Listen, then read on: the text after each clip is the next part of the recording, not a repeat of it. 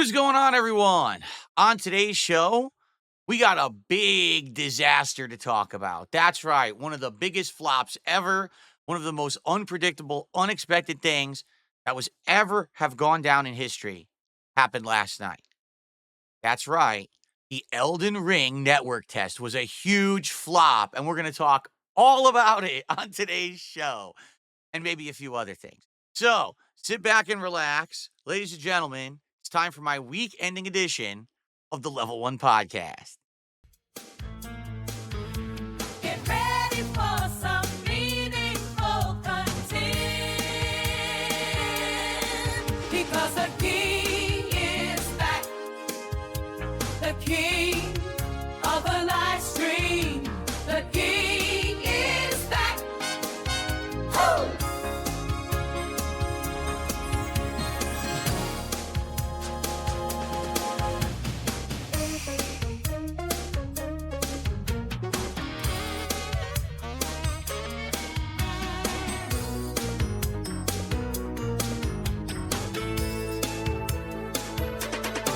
Because the king is back, the king of the live stream, the king is back.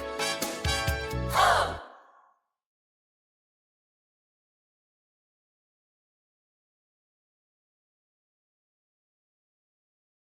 Alrighty, everybody, what is going on? It is Friday, the 14th of February, 2025.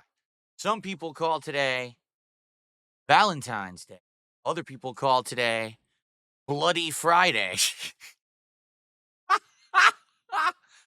For some people, it's just a normal day, I guess. For others, it's a day of romance.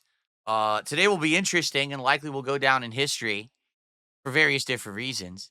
But I hope that you're all doing well. I hope you're ready for a good show.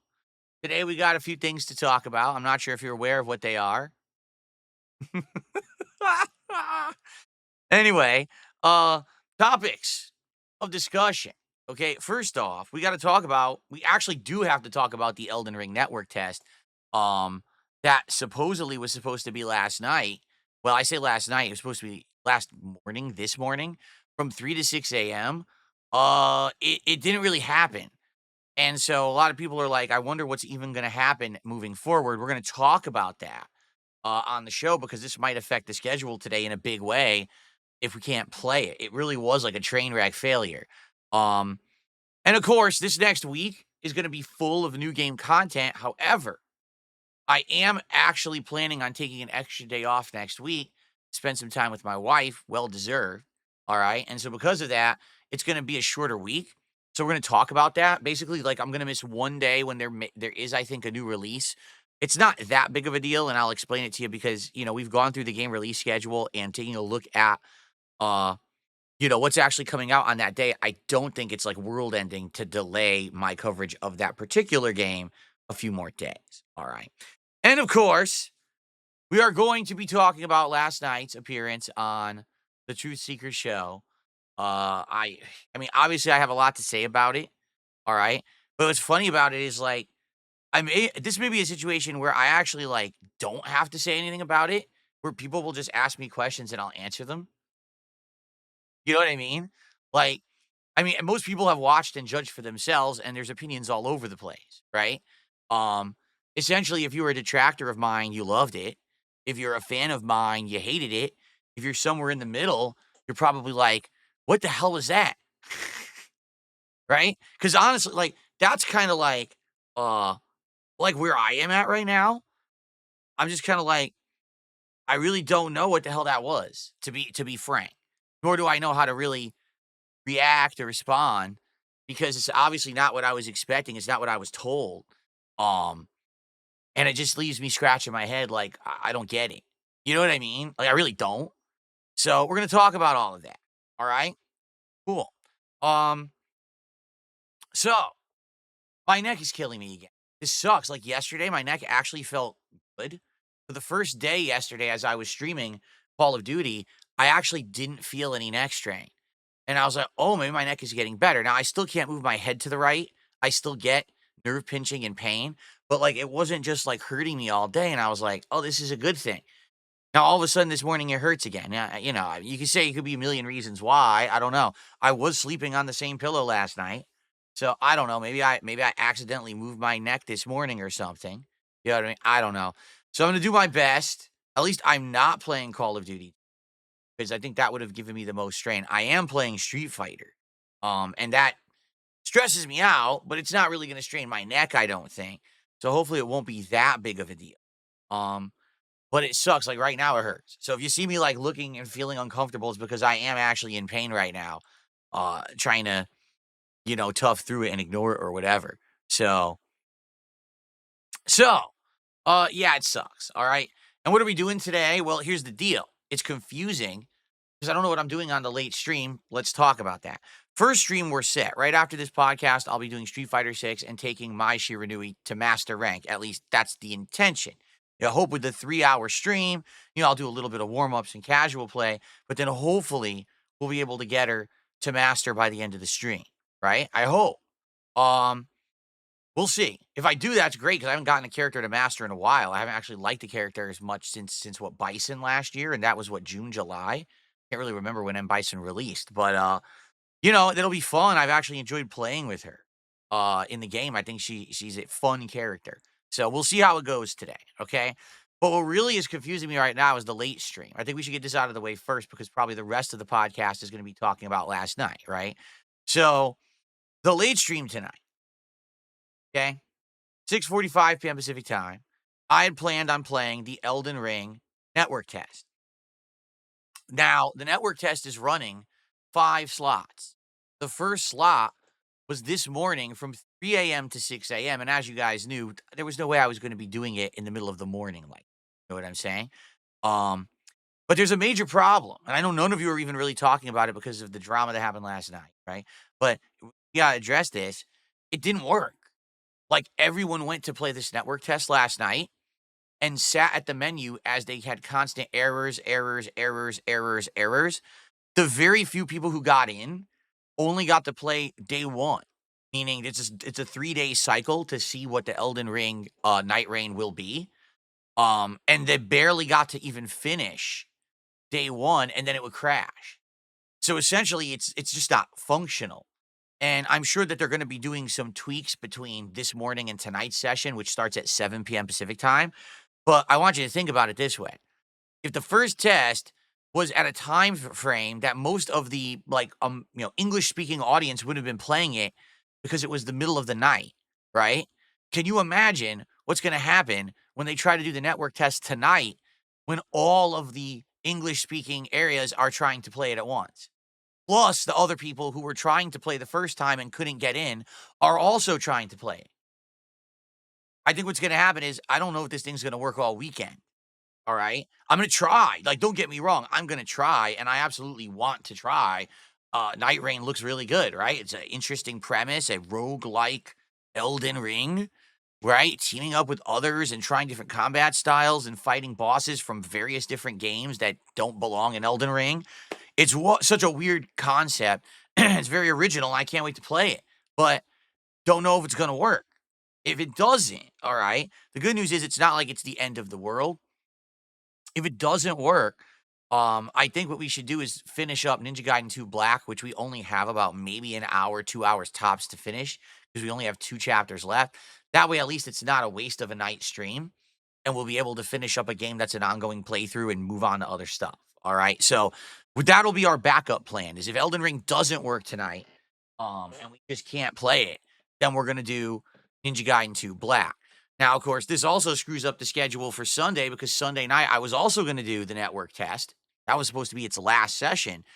And if this thing's just not working, it means we got to find something else to do. You know what I'm saying?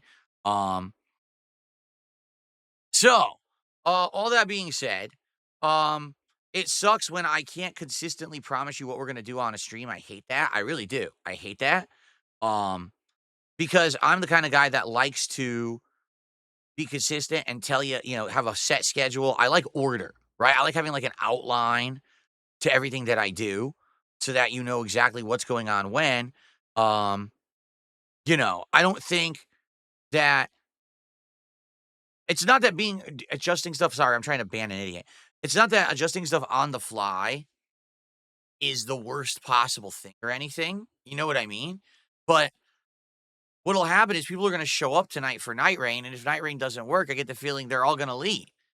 And here I am, I'm like, "Well, it's time to play Ninja Gaiden, and I don't know how many people are gonna stick around." And that sucks. What I would say is if you're gonna come on tonight to my late stream, please at least just hang out. You know what I'm saying? Like, just chill with me for a bit, and see what happens. And if we play Nightreign, great, and if not, let's still just try to have a good time, together, okay? Cool. Um, so next week's schedule, like I said, let's get everything else out of the way before we get to what we're gonna talk about as the meat of the podcast, okay? Next week's schedule is gonna be kind of all over the place because there's new content, like, all week long, and so we're gonna be juggling many different things. So, for example here, um on Saturday, or excuse me, Saturday I'm off. I'm off tomorrow. It's my day off from work. Tomorrow, Sunday, when I come back on the 16th, it's going to be Onimusha Warlords on the first stream. Played this yesterday, really liked it. Had a ton. Not excuse me, yesterday, 2 days ago, and really liked it. Had a ton of fun with it. I think it's a great game. I'm glad that I'm finally experiencing these classic games that I had missed from back in the day. And so that should be a great daytime stream for Sunday. Sunday night is either going to be the Elden Ring Nightreign beta, or it could be the conclusion of Ninja Gaiden 2 Black if we to do it that day, or it could be something else, but I just don't know what else, right? I'm thinking like, what should we do instead? I mean, we could possibly do some Call of Duty or something like that, but the thing is, I already have Call of Duty scheduled for Monday. So I'm not exactly sure. Basically, Monday is kind of the whatever day. We could do Call of Duty. We could do Street Fighter. We could do the Marvel Collection. We could play Balatro. We could do anything on Monday. All right. So we'll think about it. But Tuesday is the big day. Tuesday, the 17th, Tuesday, the 18th is a double new release day. There's Avowed and there's Lost Pause, and I'm going to be trying both games. Okay. So double new releases. And then over the course of the week, I'll be playing those, but also the Fatal Fury open beta supposedly is going to be later on in the week. I think that people were saying Thursday. So because of that, I think that it will be some good variety. Now, here is the thing, all right? I'm not going to be here on Friday of next week, nor Saturday. I got a 2-day block off next week. So I'll be here Sunday, Monday, Tuesday, Wednesday, Thursday, 5 straight days. But I won't be here Friday or Saturday. I'm taking some extra time off to spend with my wife. We talked about it and said, yeah, we want to have a day off, but we didn't want to have it be today because it's Valentine's Day. And if we went out today to do anything, there would be insane amounts of people competing to do things like eating at a restaurant or shopping. Probably the traffic is atrocious today. We prefer to do things when it's not as busy. So we're going to go out actually next weekend and do stuff together. Okay. So with that being said, the one bummer about that is that Friday the 21st is a new release day. It is Like a Dragon Pirate Yakuza in Hawaii comes out that day. Am I going to play it? I think I am. Like, I really want to play this game. My issue is last year, okay, I played Like a Dragon Infinite Well. I played the entire game. It was incredibly lengthy, and I got nothing but shit from the audience. So many people were saying, "Oh, don't play this game. We don't like it. Why are you still playing this game? We wish you would drop this game." Um, you know, attendance was always low, support was slow whenever I played the game. So it basically ended up being the game that was kind of like my game that I'm playing because I like it, but it was very hard to get an audience for it. All right. Will this pirate game be the same? Well, it is more action-based. It's not turn-based combat. But we all know that Yakuza games are very overblown, very lengthy in the story, giant cut scenes, right? I get the feeling the game will be lengthy. I do. I think it's going to end up being just as long as the recent Yakuza games, or Like a Dragon games, I guess I should say. So I don't know what's going to happen. Like, I want to play it, absolutely. Like, it's on my radar. It's in my schedule. I want to do it. But it's tough because, these days I'm trying to find things to do that people want to see. I'm not broadcasting for myself. I'm broadcasting for an audience that shows up and engages and likes the content. And because of that, they support the content. So I don't know if I should play this game or not. I absolutely, positively, 100% want to. But if every single time that I play this game ends up being the slow stream where we don't hit a goal and everything's, off. I don't know. I guess the question is, what do you guys think? Right? That's really the question I need to pose. I want to play it. It is something I want to do. I know I'm going to enjoy it. Okay? I know it'll be chill fun. I know for those that like these games, you're going to have a great time with me. Okay? But does it make sense to play a game that you know is going to be long, that you know is going to be taking up a lot of stream time, when it doesn't seem like my audience really likes it that much? I don't know. It's a tough question, right? I think it is. These days, things are becoming increasingly more complicated when I'm getting pulled in a million directions, right? And my time is so valuable. Right now, I'm not even kidding you. Right now, I got people saying, you should be playing more retro games. Why don't you play retro games? They're really good. Why don't you play more indie games? You've been playing indie games in the last few months. It's been great. Why don't you do more of that? Why aren't you playing every hot new release, right? Are you seriously going to skip all RPGs moving forward? I don't, I just, so many questions. I don't know. Daban says it's only meant to be around 15 hours long, maybe 25 if you do side stuff. If that is the case and it's not as long of a game, maybe that will help me, right? To figure it out. See, and everyone has different opinions. Like, for example, here you go. Okami Matchup says you'll still have audience members who enjoy whatever you do. Don't stress so much about this. Valcule says this is a side game. It's not going to be as long, but probably if it's not a fit for your audience, skip it. Do you see what I mean? Like, I don't know. I don't know what to do. It's very hard to tell these days what people will show up for and what people will actually watch and support. It's a tough question, right? So I don't know. Well, we got to try to figure this out, right? We do together. Maybe over the course of this week, let's talk about it. Either way, I can't play it on Friday because I'm not going to be here. All right. The earliest I could play it would be Sunday, the 23rd is when I would begin it. So let's talk about it over the weekend, maybe try to figure this out. Okay. But anyway, this week's going to be great. If the network test works for Nightreign, that's going to be good. If Avowed and Lost Paws are good, 2 new games for the rotation. I'm still going to continue on with the Onimusha playthrough. We're going to wrap up the playthrough of Ninja Gaiden 2 Black, which should be fun. So it's going to be a good 5+ days of gaming next week. Should be a good one. All right. All right. So, what's up? Wait, there was one more thing I wanted to talk about before we got to the discussion about last night. What the hell was it? Oh, I just want to do some housekeeping stuff. As you guys know, we have some new goals and stuff in effect. And we talked about it on yesterday's podcast. So just to reiterate, here's what we're working towards, okay? Every single time that we hit a goal, which is right there, that's the goal for the stream. All right. I owe you guys a new taste test out of the Turkish Treats box. Okay, so that's kind of cool. And these are different. These are way different than the treats that were in the Japanese box. We already saw yesterday. I had 2 of these. One was this giant wafer thing. And the other one was this delicious hazelnut candy bar. So very different stuff in here than what was in the Japanese box. So every time we hit a goal, you're going to get one of these. Okay. But also, we're working towards our next milestone, which would be 20 goals hit. And we talked about this yesterday. And seems like the best idea we came up with is to return to McDonald's for DSP Tries It.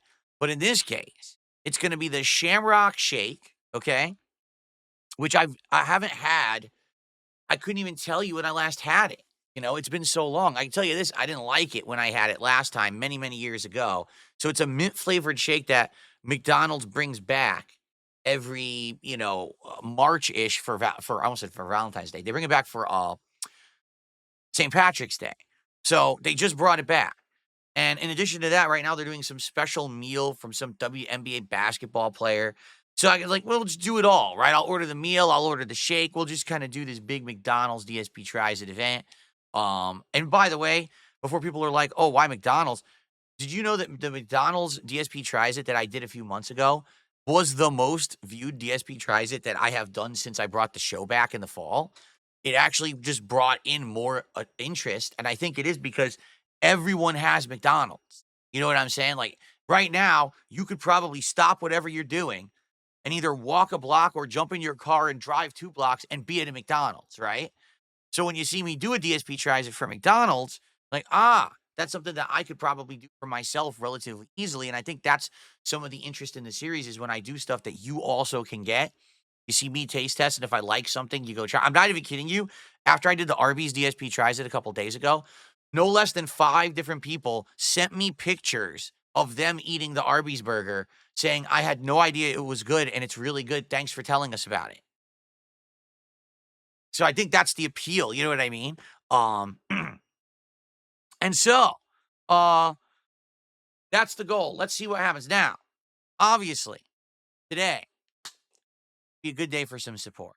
And what I'd like to do is to start with a couple quick shout outs here, all right, of people who had contributed before we get to the topic at hand.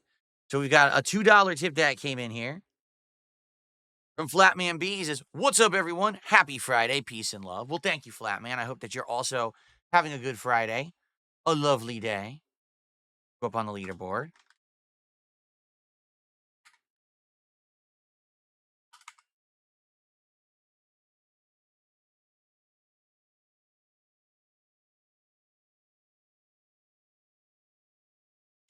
And it looks like there was another $2 tip. "Don't play the Yakuza game. It's going to be boring for us to watch."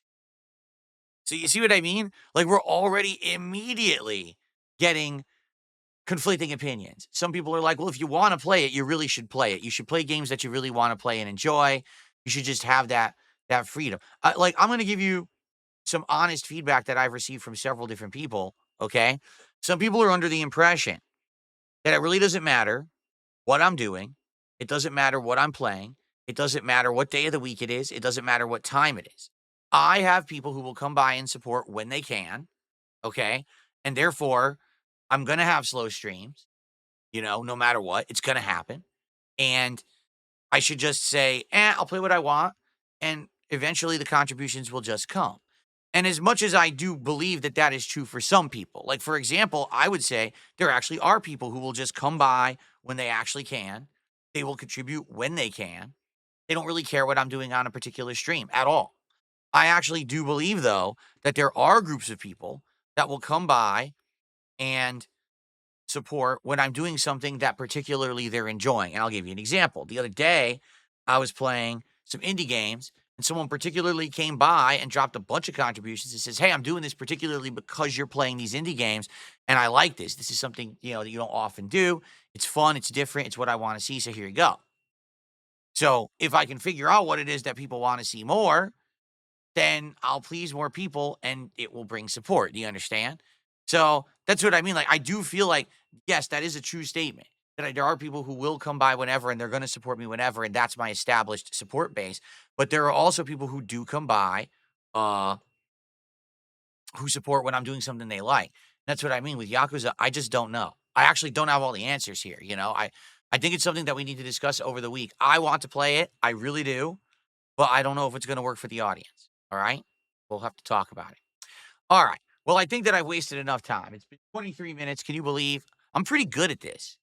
I'm pretty I'm pretty good at stalling, right? I think I am. That was pretty good. It was 23 minutes. I didn't even really talk about what everyone wants to hear about yet. I kept you all in suspense. How many viewers do we have? Let's see. Over 400 viewers here on my stream on YouTube. What do we got over on Kick?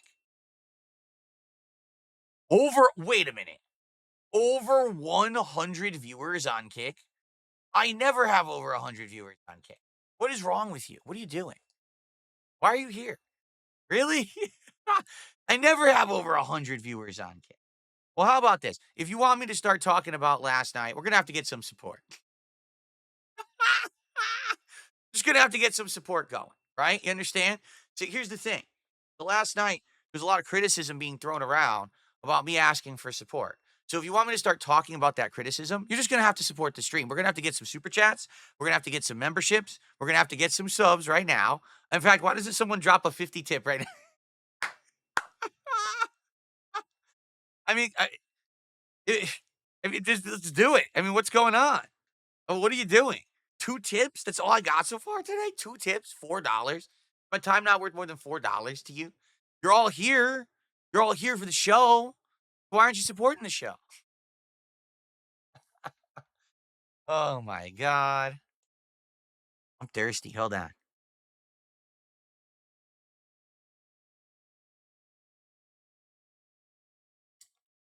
That's right. Gigachatius, is it or Gigachatist? Is it Gigachatist said, "We're gonna need 100 sub bomb to continue on with the show today." I think I'm right. Seriously, maybe we should just wait. Maybe we should just wait for some contributions. Kenny D did a $5 Canadian super chat and says, "I'm the biggest tip." Well, you're not, because that's not a tip. That's a super chat. You are the biggest super chat. You're the only super chat for sure. So let's get that up on the leaderboard here, Ken. I always forget the conversion rate of Canadian. Let me check it again. I know it's kind of silly that I have to do this, but I do want to count stuff properly. So it's CA to USD. Canadian, it's 71 cents. So your $5 Canadian is $3.53. I was actually going to say it was around 3.33, and I actually was pretty close. So Kenny D, 3.53. That gets us up to not 4. I don't know why I have 45. That's incorrect. It was 4. That would be 7. We're at $7 of support so far today. All right, so how about we get it to 50, and then when we get to 50, I'll start talking about last night's show. How about that?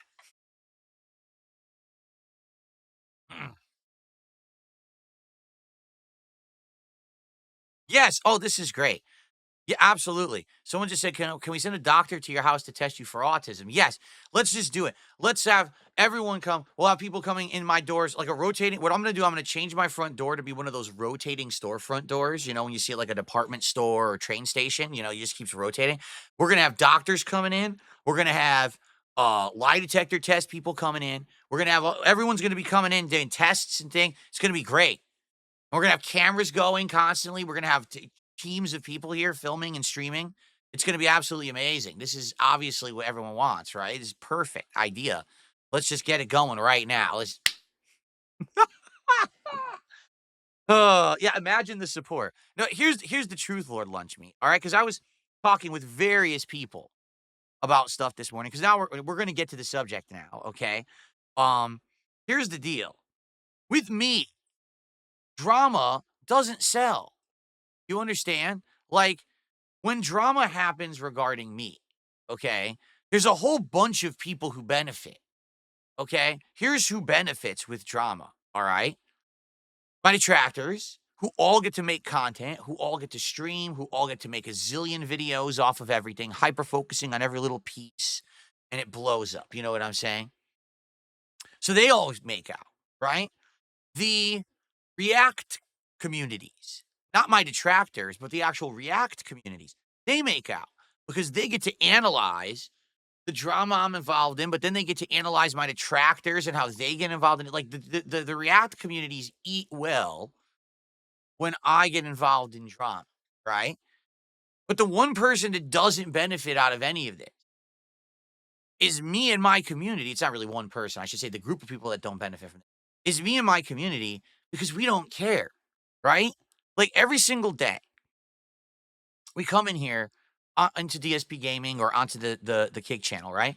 And we sit down and we relax and we have fun conversations about games, about life, about all kinds of stuff, correct? And we play games together and I give you my reactions to games. You guys, tremendous amount of interaction and help when I play games these days. And I love that. I love that community that we have built around gaming. It's a really nice thing, right? And we just have a great time together with it, right?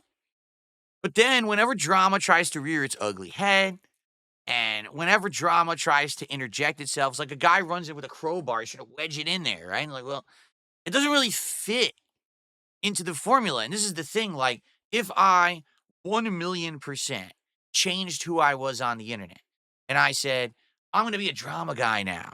All I'm going to do is react and do drama content constantly, right? Like many people do and find tons of success on, then this kind of stuff would benefit me. Because today, I'd be like, that's it. Today, all we're going to do is we're going to talk about last night. And all we're going to do is we're going to spend an entire day milking this and doing content on it and yelling and screaming and hollering and being upset. But I'm too old for that shit. I'm 42 years old. I'm going to be 43 soon, right? I like what I do when I hang out with you guys, okay? And I don't like having constant being at each other's throats and shit. If anything, what has been the most successful content in the last 6 to 8 months that I've made. Think about it. It's been me having positive interactions with guys like Kino Casino, being on their show and having a great talk, a great interview, right? Shooting the shit, talking about other people drama, right? But not me. Us doing the co-op react on Rich, that was great content, right? Or what about the Keemstar interview, where everyone thought it was going to be drama, and it ended up being one of the best conversations I've probably ever had on the internet, right? It was actually genuinely a great time. I think that kind of content is where I shine and where I have value. All right. For me and my community, I should say. But the other kind of content is content where other people all benefit, but not me or my community. And the thing is, as much as I want everyone on this planet to have a good life and get by and be happy, it shouldn't be at the expense of others. And that's a real problem here. All right. Because what people keep trying to pull me into in this situation, these situations, I should say, is drama that helps everybody else out. But then I end up being the one that gets stomped on. Right. I'm the one that ends up taking ball. I'm the one who ends up taking the shot. And then it's like, well, here we go back again, right? Why are we going again to through this again? And so last night was absolutely positively not what I expected. All right. And I just want to preface this by saying I apologize to everyone out there. If I had known for a moment that that's what it was going to be, you know that I wouldn't have been there. Right. I think everyone knows that after the side scrollers thing 2 years ago, I made it abundantly clear that I don't want any of this kind of shit. You know what I mean? Like, I'm just bored of it. I'm tired of it. I have no interest in it. I'm in no I'm not at a part of my life where I feel like I have to answer to anyone, where I feel like I owe anyone anything. Okay. I've done my time on the firing line for over a decade, right? And this is all shit that's been just tread over and over and over and over and over. It's like you got the dead horse, so you beat the dead horse, and the dead horse is even extra dead, but you keep beating the dead horse. So now the horse has become a big gelatinous pile of like gore because you beat it so bad. It's disgusting, but you keep beating the horse. So now the horse is like dust, but you keep beating the horse. It's like, how long can you beat the horse? Right? It would be one thing if there was actually stuff to talk about in these drama communities about me that was like new or pertinent to something going on today. What happened last night was I go on a podcast expecting that it's going to be a certain kind of show. In fact, I read to you just the other day exactly what I was told it was gonna be. I guess I should reiterate, right, what I was told it was gonna be, because I just wanna clear the air here that, again, this isn't something that I would have partaked in or participated in.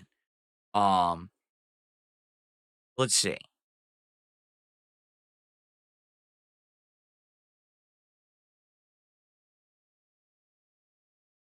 Here you go. Word for word. I'm gonna read from the message that I originally received from Steve, the guy who performed the interview last night on the Truth Show, okay? This is word for word what he said to me. Phil, I promise you a fun and cathartic interview, a journey through your history and highs and yes lows, but I'm going to be fair and highlight your survivor attitude and continued success despite all of your trolls and detractors. I watch every deep dive history about you. I think most of it is petty, but yes, some of it is funny. It's easy to laugh at someone from the sidelines. Most people have no idea what it took for you to survive the journey. That's the story I hope to tell in the interview. I just read you word for word the pitch, right? Does that sound like what we did last night at all? In any way, shape, or form? I didn't make that up. I didn't write that myself. That doesn't even sound like how I speak, does it? That's word for word what I was told it was going to be, right? And so I go on this show. And by the way, for the record, I was outright told this would be a 90-minute appearance. Okay. Because I explained that, I have a schedule and I have to spend time with my wife and, Sadly, with that side scrollers interview, it was way too long. And, if we keep it concise, it would be better. And I even pitched, I said, hey, listen to this. If I show up on your show and we do this first interview for 90 minutes and it goes well, I would be happy to maybe make some return appearances as well. It doesn't have to be immediate, but, that would be kind of a cool thing. You know what I'm saying? So that's how it was pitched to me, word for word. Okay. So if you saw the show last night, that's absolutely not what happened at all. Okay. Here's what happened. Okay. I showed up and essentially we talked casually for like maybe 15 minutes about my history and my past. And then immediately Steve starts going into the same drama shit that Kiwi Farms and my detractors have focused on, hyper focused on, hint, hint, for the last 5 years. It's the stuff that they never move past. It's the stuff that no one cares about in my community. No one cares about it who watches me and likes me. The only people who care about it are people who want to make drama content and make money on it. That's it. Because it doesn't affect me today. It has nothing to do with me today at all. I've moved past this stuff years ago. Okay. I did a 12-hour react to June the King documentary back in August. I literally addressed all of this drama, all of it. Okay. And it's done. It's in the past. Today, who I am as a person and a creator is not representative, okay, of who I was back then when I was financially distraught, when I was irresponsible, when I was stupid. I look back now at stuff that I said and did on a stream and my behavior with the way that I spent money, and I'm embarrassed because I was a dunce and because I was basically out of control in many different ways, okay? But now things are different, right? If anything, if you haven't noticed, the last couple of years have been a wake-up call. It's been a situation now where I've been able to change for the better. I feel like I'm making better content. I think more people like me now than previously did because I used to actually just be 100% hated. And now, at the very least, I do have people who actually kind of get me now because they gave me a chance, right? It's certainly not the biggest audience, but it's still an audience, okay? And I'm happy with that and I've accepted that, right? Listen, I'm never going to be able to make up for the things that I did in the past. All I can do is be a better person moving forward in the future, right? You can't change what's happened in the past. All you can say is, hey, sorry, let's move on. Okay. But sadly, these people don't want that. You understand? They don't want to move on. They don't want to move to the future. They don't want to accept change. Instead, they go ahead and they say, let's just keep focusing on the past because that's what is drama and that's what gets us the views and that's what's going to get us attention so we can make bank. Because the truth of the matter is, if these people weren't able to monetize their content, they wouldn't bother with it. I'm going to repeat what I just said. If these people weren't able to monetize their content, they wouldn't bother with it. They would move on to something else because that's all it is. It's grift. It's grand grift. It's a way to make the bag, right? By any means necessary.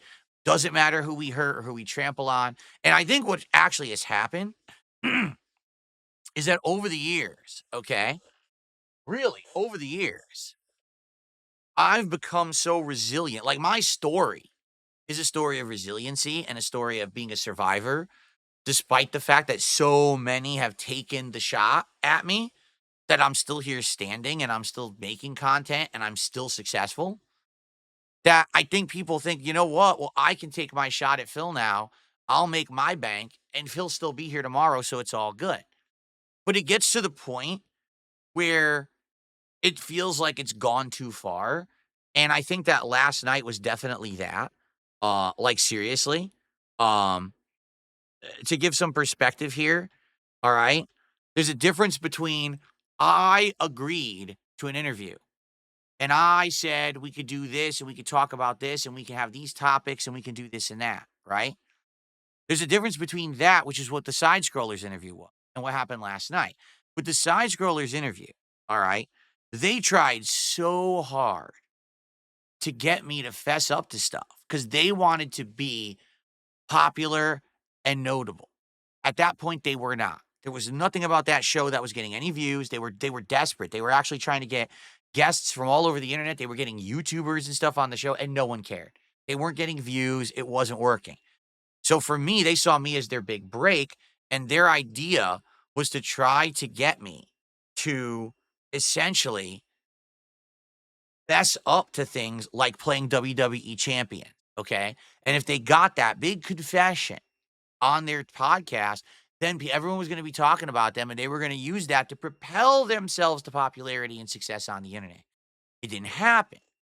So what ended up happening was they turned that into a way to milk my detractors for weeks to months on end, right? They had a series of shows all about me or spin-off shows. Like, I'm totally sure they would have had an entire show about mobile gaming and addiction if I hadn't been on the show, right? It's obvious that's where all that came from. And so it was pretty bad the way that they went about it. Like I said, initially I had no problem at all with the interview. It was everything that came after that I had problem with, all right? But that's on me. I accepted it, right? That was my fault. In this case, what happened last night was not my fault.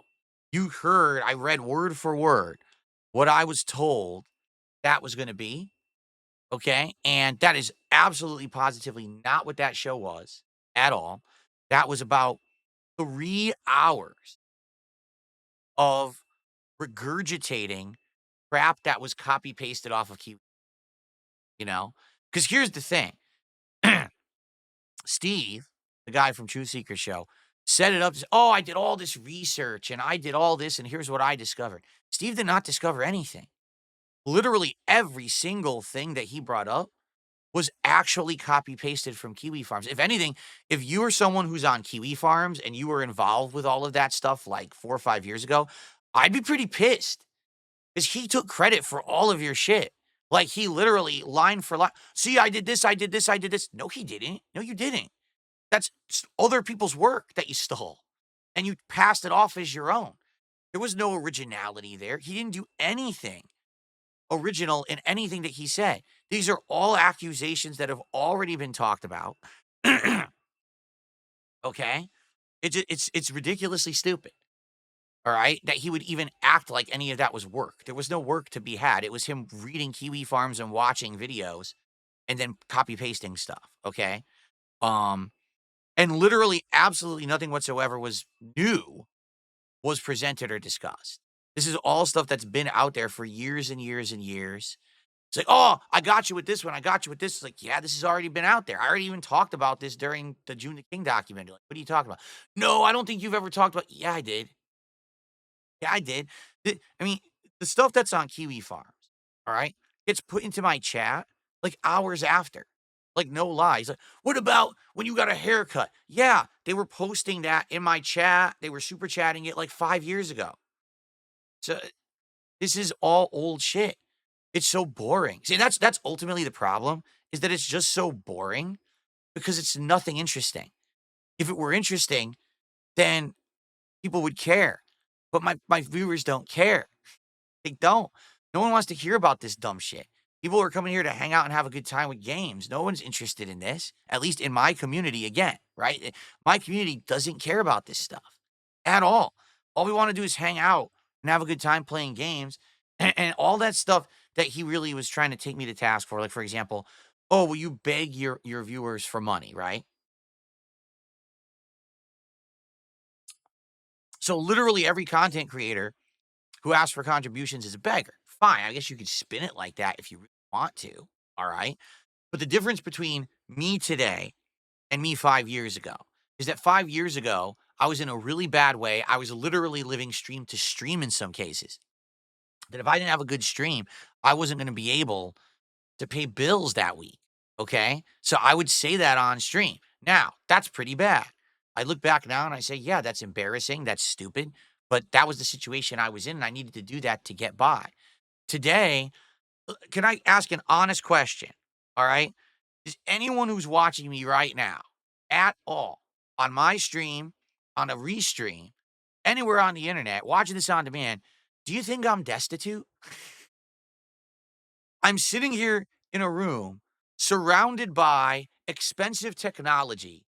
I have a ridiculously expensive RGB display going off behind me on a wall covered in the most expensive soundproofing foam that you can probably buy because it's over the top Elgato branded. You know what I'm saying? I'm I've got a freaking frame behind me that's playing animations. I've got you know what I'm saying? Does a single one of you think that I'm destitute and that I desperately, desperately need you to contribute to me today or else I can't eat? Like, and that's actually what Steve was saying on the show. And I'm like, what are you talking about? This doesn't happen. No, oh, we have evidence. Okay, present your evidence. You don't have any evidence. You have copy paste Kiwi Farm stuff. It's all you had. The same shit everyone already knows and doesn't care about. And whenever he would bring something up, I was like, do you have anything from today? Do you have anything to talk about today? Oh, what about the Arby's? What about it? We were joking that we should do Arby's. I want to do it right away. Let's do it on a day when my wife doesn't have to cook, right? But I'm not gonna starve if I don't eat Arby's. Never said I was gonna starve if I don't eat Arby's, or if I did, it was a joke. No one's like, what are you talking about? You you would actually have to be a moron to think that. So there's two answers in place. Either Steve's agenda was to present things that he stole from another site as his own, to act like he did work, to look like he's some kind of a big-brained guy, okay? So that he could present a case to make me look bad and try to put me into a bad situation so that he knows that he benefits no matter what, okay? Or the other scenario is he's a complete fucking moron. So which is it? Is it that he's a bad guy who tried to fool me into a situation, or he's a moron? It's one of the two. You know what I mean? So, it's just so stupid. So let's I guess we should address a few things directly. All right.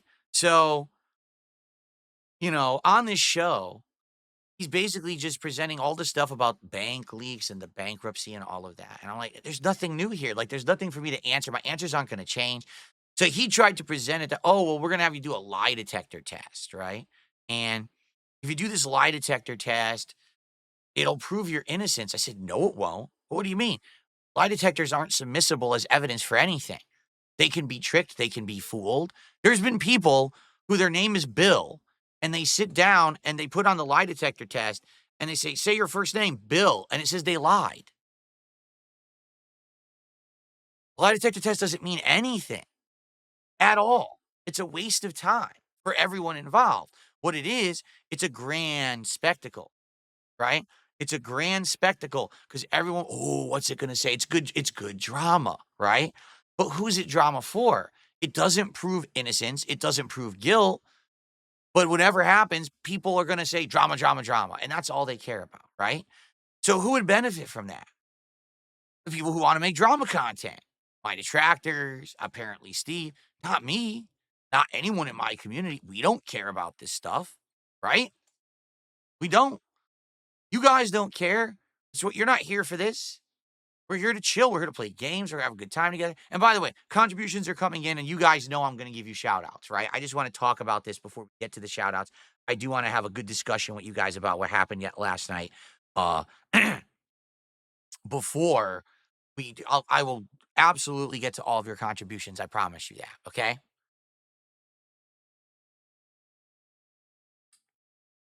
But you notice it was just, let's do a lie detector. Why? It proves nothing. It won't prove my innocence. It won't. The only one it helps is detractors and you. And will make it benefit me. Oh, so you want me to pay you to do it?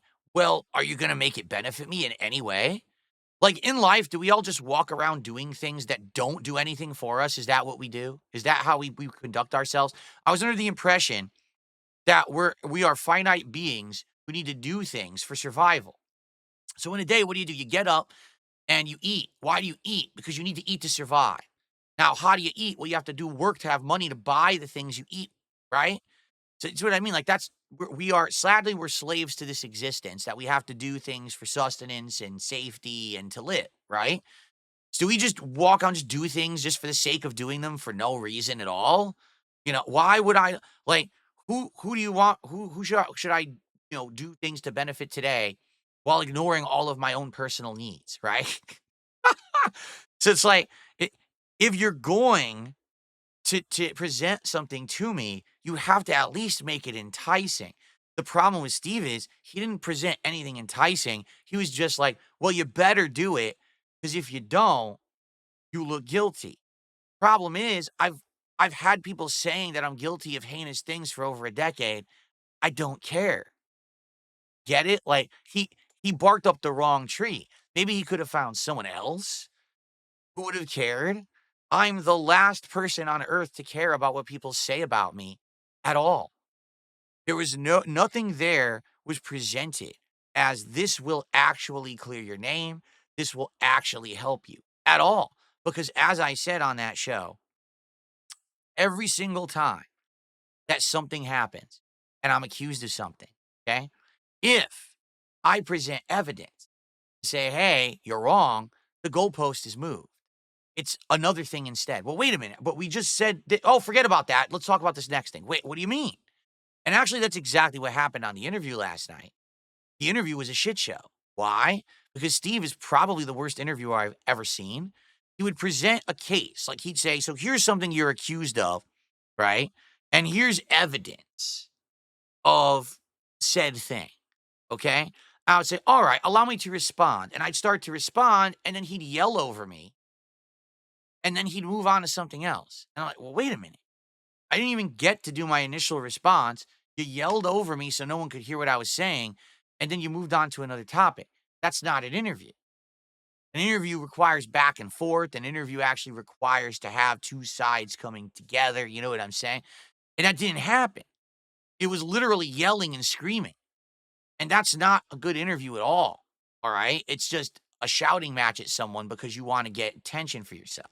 And that's exactly what it was last night. It was 3 hours of how can I basically become the darling of Phil's detractors. Maybe if I just yell at Phil for 3 hours and present the same evidence that's been presented on Kiwi Farms for 3 hours, people will care. I don't know. Maybe that's what his strategy was. And as predictable, as you would always expect, my detractors showed up and gave the guy about $1,000. I think about $500 in super chats, and then he got a whole bunch of subs on Kick. So he probably made about $1,000, doing that show. Now, if he continues down that road and he keeps making detractor content and milking, he probably will make some more. Like he could go the route that side scrollers did for a bit. All right. And he'll probably get a little bit of popularity and a little bit of notoriety, doing that. But the problem is it doesn't last. It's fleeting. I mean, look what happened with side scrollers. They tried real hard and then they failed. And then they had to completely change what their show was from the ground up. They're called side scrollers today, and they have nothing to do with side scrollers. It's literally a political show, a right-wing grifter show. It has nothing to do with their original concept. They lost their entire original cast. They all quit or moved on, and they retooled the show to be something completely different because their idea just didn't work. The grift of hating on DSP will never be a full-time successful grift. Even for those who try to do it, they have to lie and make shit up. It doesn't work because it's old. It's old school news. You know what I'm saying? It's not something new or interesting or original, and especially again, because there's nothing at all new going on. If you come to my streams and you hang out, you have a good time, you have a laugh, you know that when I'm saying, hey, support my content, you know that if I'm let's hit the goal, come on, let's get some super chats. I got to eat Arby's tomorrow. You know it's all in good fun. Everyone knows this. No one's stupid, right? He actually said on the show last night, he goes, so what you're doing is you're fooling mentally deficient people into contributing. So the only people who contribute to me are mentally deficient, apparently. Not one of them has a brain in their head. He literally believes that there are people who have actually gone into bankruptcy because of the amount that they have supported me. I mean, who's the crazier person here, right? You actually believe that someone actually gave me their entire life's fortune and they went into bankruptcy because of me? I mean, where do you even get this stuff? And how would you ever even corroborate that you can't. Like, the stuff that you say is so ludicrous and stupid, right? Like, number one, like any content creator would ever know who it is that's contributing, what their life situation is, or why would it ever be a creator's responsibility to even know who's contributing or what, it's not. What I would say is any of you out there who watch my content, okay? I would hope that if you contribute to me, that you're taking care of yourself first, because that's what's more important. You and yours and your family is more important than sending me a contribution. I want you to understand that. All right. So as long as you understand that and you're willingly giving, I don't see what the problem is. I can't stop you from contributing. I don't know why you're contributing or what your situation is. It's up to you. And it always has been and it always will be. Why would I have to even say that, right? I don't know, but apparently you have to, because somehow I'm responsible if people I guess it's what they say, the pignosis, right? I'm some kind of a crazy mastermind who can fool all of you into contributing. Because it's funny when Steve says stuff like, "I think you're a tremendously stupid person," but then also at the same time, I'm a mastermind who's fooling people on the internet to give me their money every day. So which is it, right? Like, what are you talking about, right? Anyway,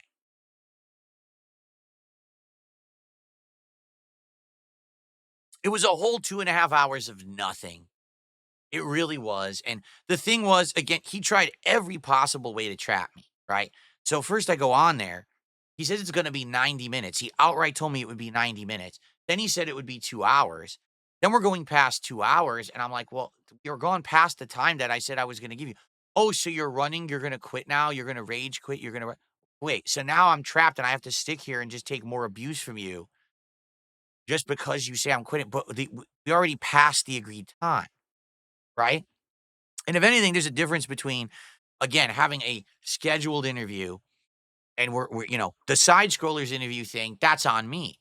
This interview was the whole thing was a scam and a shit show from the beginning. He lied about the premise of what it was. Okay. From the get go, it was a 100% a lie. He fooled me by saying it was one thing that it wasn't. He lied about the time frame. He lied about the content of how he was going to present it, right? Then he's trying to say, "Oh, this will benefit you if you do a lie detector test." Wouldn't. Every moment. And the other one final thing, because I don't want to talk about this all day, I really don't. Is that when I finally have a chance to give like an answer, right? I give my answer and then, oh, either rush to the next thing because you gave a good answer, or well, let's find a way to just get rid of it. I'll give you the perfect example. Okay. They tried to say that I lied about talking to a police officer. Okay. Because what happened was at one point, many years ago, I received a very threatening email. Okay. It was pretty scary, actually. The email was that someone was threatening me and my family, saying that they were going to come here and murder me with a weapon. Okay. So after getting this email, I did contact the police and I actually publicly talked about it and said, this kind of thing should never happen. This is just scary, right? There's a difference between you don't like someone or you're going to murder them and their family. And I filed an actual, lawsuit, excuse me. I filed a police report for it. I called the police, talked to them about it, filed the report, et cetera, et cetera. All right. So when I called, I spoke to a woman. All right. And this woman, who's all of her information I still have. Okay. I had a conversation with her about the whole thing. But then, as an aside to that, at that same time that I had gotten this threatening email, I was actually getting, no exaggeration, hundreds to thousands of dollars in chargebacks. If you remember years ago, there were guys, what was his name, Tutankhamun, um, as well as others who had been giving me lots of contributions, but then they were all attempting to like charge them back after the fact. Okay. And it's one thing if it's like 20 bucks. It's another thing if it's thousands of dollars and it's dozens upon dozens of transactions. Okay. So I said at that point to the officer, I said, this is a complete aside. It has nothing to do with me getting the email that's a threat. Okay. What could we do in regards to this? Because I have all this evidence. I have all this transaction history of people sending me contributions, but then committing fraud after the fact. Right. And I always file disputes in cases with PayPal, but they're not going to legally go after anyone unless it's like with their institution. Like for example, PayPal probably would never go after anyone. It would be a bank. Like let's say if you lied to your bank and committed a chargeback, your bank would investigate you. if you committed fraud, because that's a crime. Okay. So I said to the officer, is there anything that I can do? Because these are literal crimes being committed against me. Every single time someone does a chargeback, it's fraud. And the officer said to me, there's absolutely no capacity in the local police to do anything like that. For us, when we come to things online, like cyber crimes and stuff like that, we deal with big picture stuff that's immediate, like child trafficking. Stuff like that is actually a big problem in this area of the country. So that's the kind of stuff we're dealing with on a daily basis. We wouldn't be able to help you at all with chargebacks. It's just something that's not in our capacity. We wouldn't do it. However, if you wanted to contact your local FBI, perhaps the FBI would actually do something about it. Okay? That's actually what I was told by a police officer. Okay? So I at one point I probably told that story on a stream publicly. Okay? I'm being accused that I lied. Last night in this interview, oh, you're a liar. That never happened. Because I had a conversation with this detective and he said this and this, and I'm looking and I'm like, I don't even know what this person's talking about. I never had that conversation. Like, it's never happened. So what I'm realizing is that basically it's all bullshit. Okay? Like, literally, it's bullshit. It's all made up. It's fabricated. It's a fake story. This person didn't talk to anyone. They didn't talk to any officer. I have the information sitting in front of me of the woman officer who I had spoken with when I did this police report. Okay? So I'm thinking in my head, basically all of this could be fake, right? Like, and who knows, like, to what extent anything these people say or do is fake. But here's the concrete evidence, right? So what do they want me to do? They want me to send them the information from the officer so they can contact the officer. And I'm thinking, but you already lied. You already concocted a fake story that can't be corroborated, right? Like, who can corroborate their story? Nobody. But that's okay. Their story doesn't ever have to be corroborated. Mine does, though, right? Because again, I'm the one being accused of stuff. So you made something up. You talked to someone who I've never spoken with and I've never had a dealing with. All right. I have the real evidence. But if I give you this evidence, you could completely lie again, right? 100%. And who's going to say that you did or didn't? Like, no one can prove it. This is all hearsay nonsense. It always is. That's the point. It always is nonsense. None of this matters. It's all he said, she said nonsense bullshit, you know? So who cares? So I present, wait a minute, I know they're all lying because here's the evidence, but what could I do to prove my innocence? Can't. You can't because they'll just say it's a lie. And then what can you do? Right? And that's the problem with all this. And that's why I think nobody cares. Right? Well, no matter what, everyone will just endlessly go in circles. Well, I have this. Well, I have this. Well, they don't corroborate. So who's the liar here? I don't know, and we can't prove it. So then what do we waste our time on this for? Right? And by the way, the idiotic things that they're saying have no bearing on anything and aren't crimes or anything like that, right? This certainly isn't like, oh, Bill committed heinous crimes. He was selling drugs. He robbed a bank. You know what I mean? He had child pornography. He was grooming children. It's none of that. It's, oh, he was irresponsible with his money. You're right. I have been irresponsible with my money. I've talked about it numerous times, over and over. Said I was a moron. I've apologized for it. I told you guys that's not me anymore, right? I'm in a better position now. I've learned. I've improved. So anyway, here's the deal. All right. I got fooled. That was a waste of time. All of my fans, as you know, you don't care. I know you don't, right? Because I'm talking directly to my fan base now. I know you don't care about any of this stuff at all. Okay. I know that. I don't care about any of this stuff. That's why I'm not wasting time on it. I'm talking about it on this podcast, and then we're moving on to play Street Fighter today. This is not the day where Phil talks about this all day. It's not going to be the week, the month.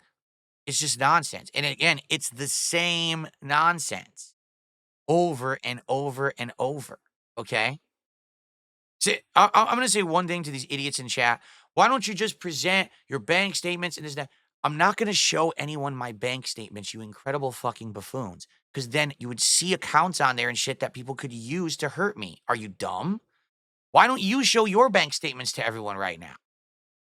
Just answer that. If there's nothing on a bank statement that could ever be used to hurt you, why don't you just show your bank statement right now on the internet to everyone? Post it up on your Twitter account, right?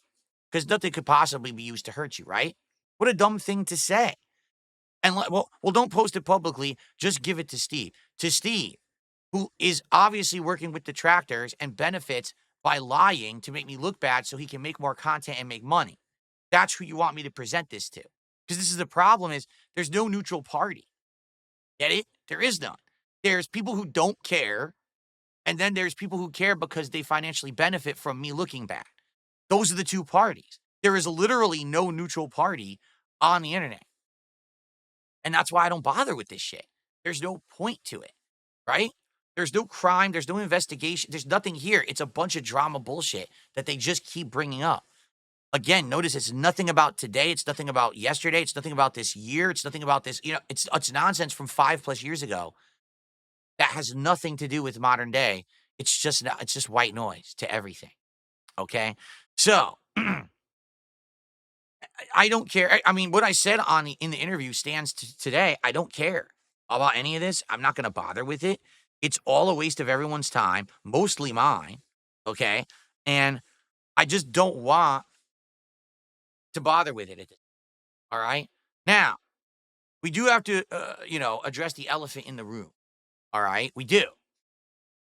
We all know that Steve, where did he come from? How does he have notoriety? Well, because he's been on Kino Casino.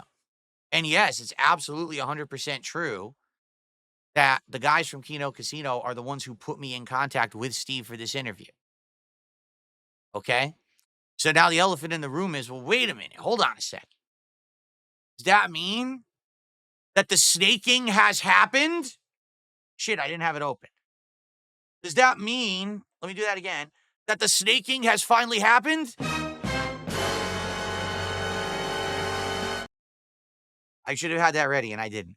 Well, let's talk, right? Shall we flesh this out?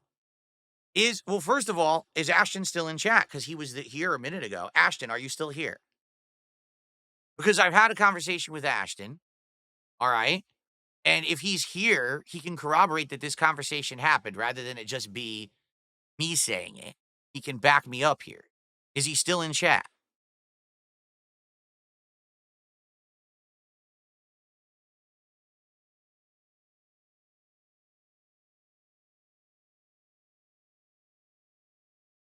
Because all I'm going to do is I'm going to reiterate what we had the conversation about, and he'll confirm that the conversation was real. Okay? That's it. That's all I want to do. Not that it's just me saying it and people will say, oh, you made that up, right? Is he here? Or did he take off? Because he was here before, but I don't know if he's still here. That was a few minutes ago.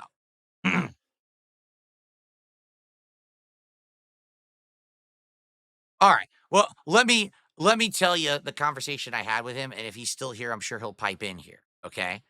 So, what's up, Jade? How you doing, man? So, the conversation I had with him was, what the hell was that? That was obviously a train wreck, right?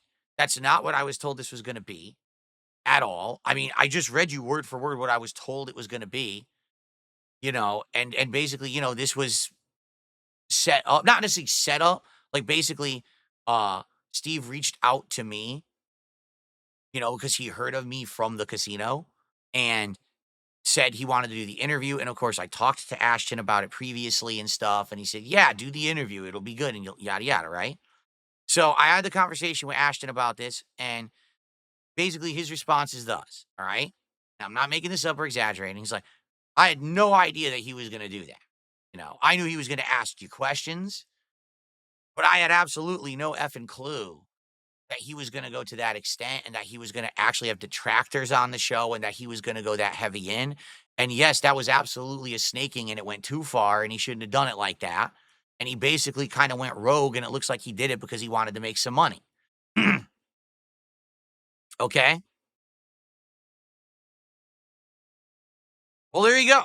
Ashton just said it in chat. He's corroborating what I just said. He says, it's true. Steve went into business for himself and he lied to us. Year of the snake. Year of the snake. Well, obviously, we all know that this is a truthful statement. The year of the snake.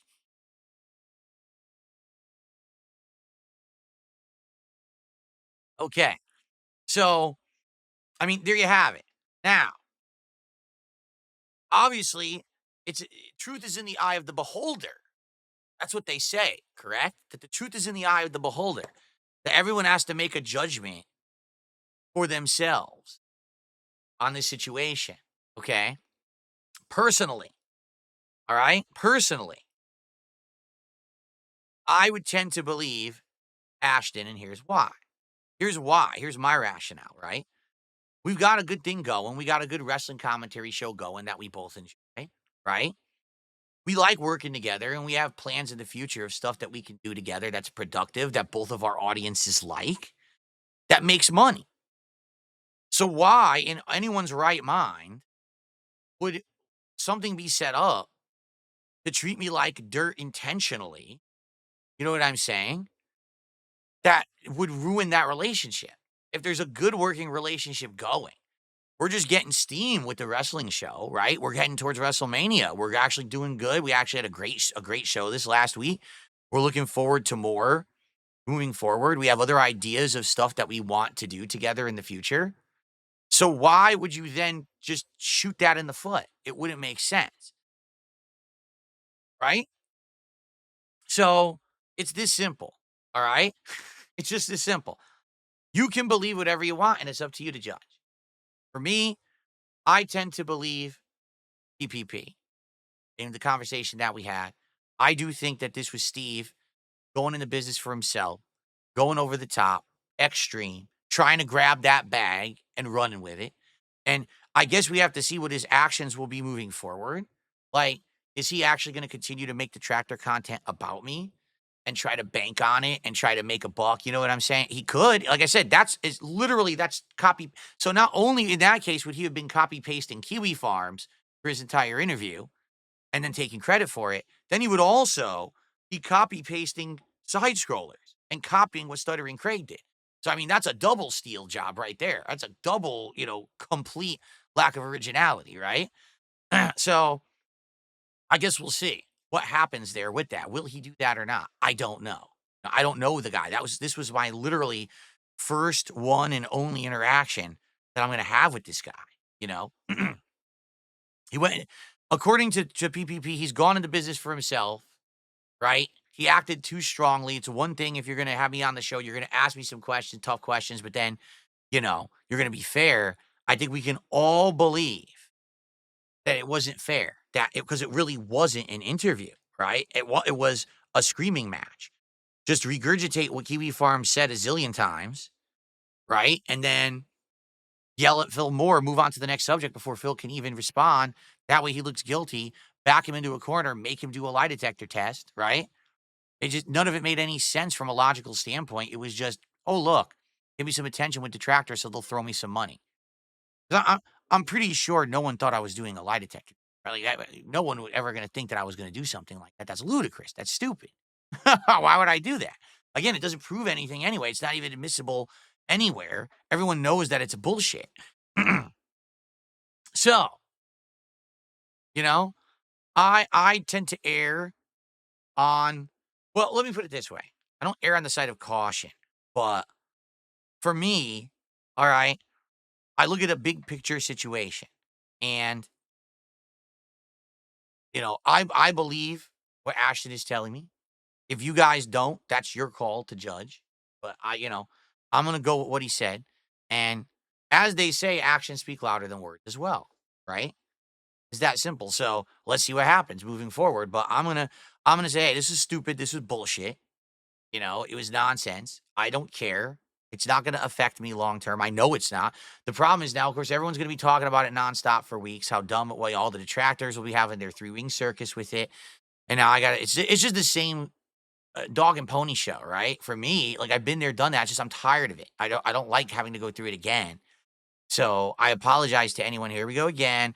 But at least in this case, I'm telling you, I have absolutely no way I would have agreed to anything like that, right? It was me being outright lied to, isn't that it happened. as opposed to last time. It was definitely my fault. I agreed to it. I even said that the interview was good and everything. And then after the fact, I got upset of their behavior later, right? As opposed to this time, this was outright, bullshit. So, anyway, yeah. So, like they say, all right, actions speak louder than words, correct? Right? And so let's see what happens moving forward. But I tend to trust and believe. All right. Fair enough. So I have a zillion contributions to shout out. I guess we'll see. I haven't been looking at a single one. I don't even know how much we have any of them here. Let's just start shout out. I'm sure I'm going to be answering your questions now during these contributions. Okay. So let's get started. Let's start on the kick side because I believe a couple of subs came in. So we had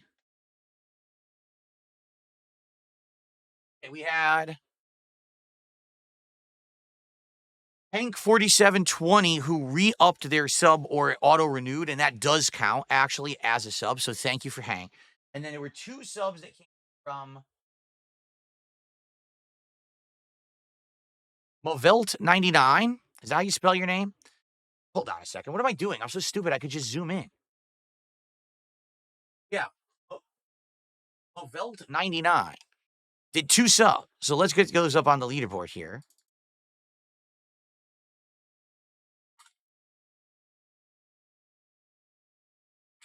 Okay.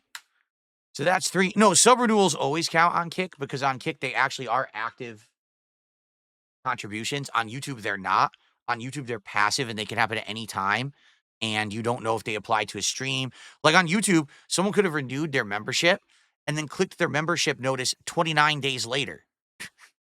So you have no idea when that membership actually applies to anything.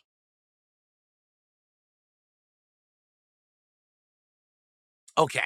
So thank you to Mavelt99 for the 2 subs, and that counts for 3 subs because we had the other one. Wait a minute. I put it in the wrong spot. Son of a bitch.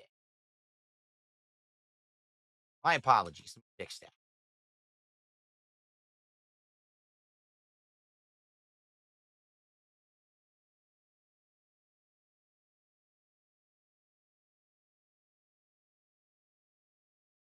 Okay.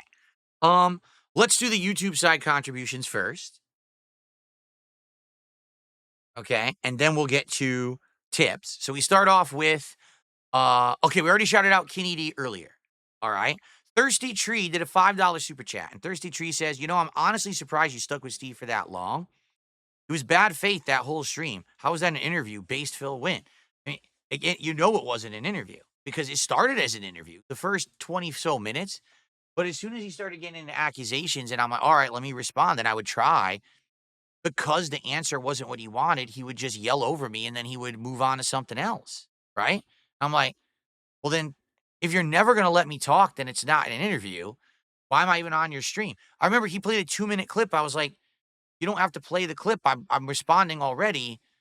I could just respond. No, he wants to play this whole clip. The whole thing felt very, very self-aggrandizing. Like he felt like he was trying to get over. Like, call me a narcissist, but if the whole thing felt very narcissistic, you know what I'm saying? Like he just kept wanting to be the center of attention and talking. Look at all the work I did, and then he presents another thing he just copied off of Kiwi Farms. It's like, anyway. Kenny D did a $7 Canadian super chat. I give you permission to use my money for DSP tries it. Well, thank you, Kenny D. I appreciate that. So what is that in American? That is $4.94 American. I'll give you the solid. I'll say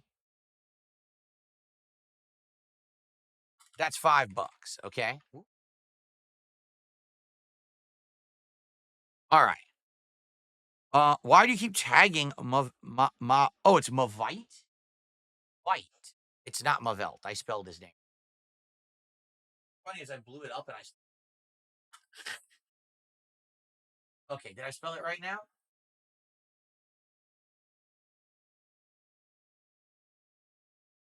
Okay, I got it right this time. There you go. So thank you, Kenny. Princess Luna with a $15 super chat says, Steve gave bad vibes. He didn't let you speak. He kept thinking he had you for stuff. He doesn't even matter. He couldn't felt the king. Well, I mean, no, I mean, the thing was, he created a captive situation where if I left, oh, he rage quit. If I stayed, oh, well, just don't let him talk. So then what's the point? Like, literally, that could have been him doing a show without me on it. It would have been exactly the same show because he didn't actually let me contribute anything to it. Every time I tried, he would just talk over me and scream and then go on to something else. So then it's not an interview. It's just a show where you're going to yell at someone and say that they're a liar or whatever. So who cares, right? I mean, it's no different from detractor content, except I would never go on a detractor show. Um, Daniel did a $2.79 Canadian super chat and says W Phil. So that's probably like the equivalent of like a buck 52 bucks. Thank you, Daniel.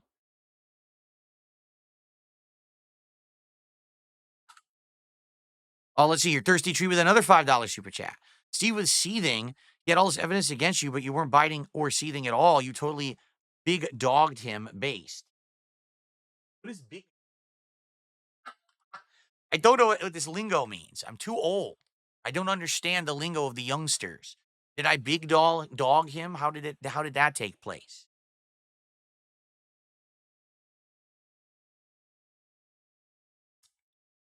I don't know. Sin with a $5 super chat. Just ignore these people. Stop defending yourself. Enjoy your stream and your games. This gets old. It gives them more videos. I know. I mean, and that's the point. Like, you have to understand that with the side scrollers thing, that was totally my fault. 100%. You know, boy, that was a boneheaded decision that I agreed to it. In this case, I never agreed to this. This is something that I was lied to and deceived into doing. And then now I got to deal with this cleanup. You know, I at least had to talk about it for one podcast, right? And then we can move on. So thankfully, that's the case. I'm not going to keep talking about this. It's just stupid. Um, but I'm 100% in agreement with you. I know this is not the content you want. I know this is, you want me to play games and chill and have fun with games with you. That's the point. Or, do other stuff too. It's not just about games, but you understand it's meaningful use of your time as opposed to let's talk about 5-year-old outdated shit that people knew about on Kiwi farms, for half a decade and no one gives two fucks about except detractors because they want content to make money. So, Barkey with a $5 super chat. Will we ever, will never, oh my God, will never be over until we know how much money donos went to WWE champs. We know you spent over 100K. It's so obvious the bank leaks are real. Stop lying. Barkey, thank you for $5, you idiot. Thanks for your money, dummy. I mean, he actually sent me $5 to say that. He said absolutely nothing new. It's the same stuff everyone else is saying. Okay.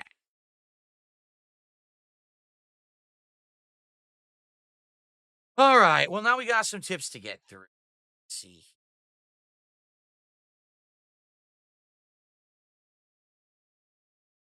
Hold on. Okay. My apologies. Number one, my shoulder hurts. And number two, my laptop has already been giving me problems recently with tips trying to read these things. So the first tip here is a $1.19 tip. This is just like side scrollers. Makes me so mad. These people say one thing to you and completely go off topic. He did all the research for what? We're still with you, Phil. But no, I disagree. All right. I want people to understand the difference and the impression. I still to this day, all right, even though I do feel like the side scrollers interview was an attempt at a setup and to get what they wanted out of it, I agreed to it. After the interview, I said it was a good one, correct? That's the difference here. If you want to fault the side scrollers for bad behavior, fault them for the fact that after their interview, they literally turned their show into the Dump on Dark Side Phil show to milk my detractors for profits because they couldn't get any profits out of my appearance just otherwise because I didn't give them anything to work with. I gave them no confession that they were looking for anything like that. Okay. The problem was the after the fact behavior. With Steve's situation, literally, the interview was the lie. Get it? The interview was the lie. That is the problem. That the whole premise of the thing was a lie, and then he acted like he did. Okay? So Absolutely, I take the blame for the side scrollers in it, not them. They should be criticized for their behavior after the fact, but not for the interview. Okay. In this case, it was the interview that was the problem because it wasn't an interview. All right.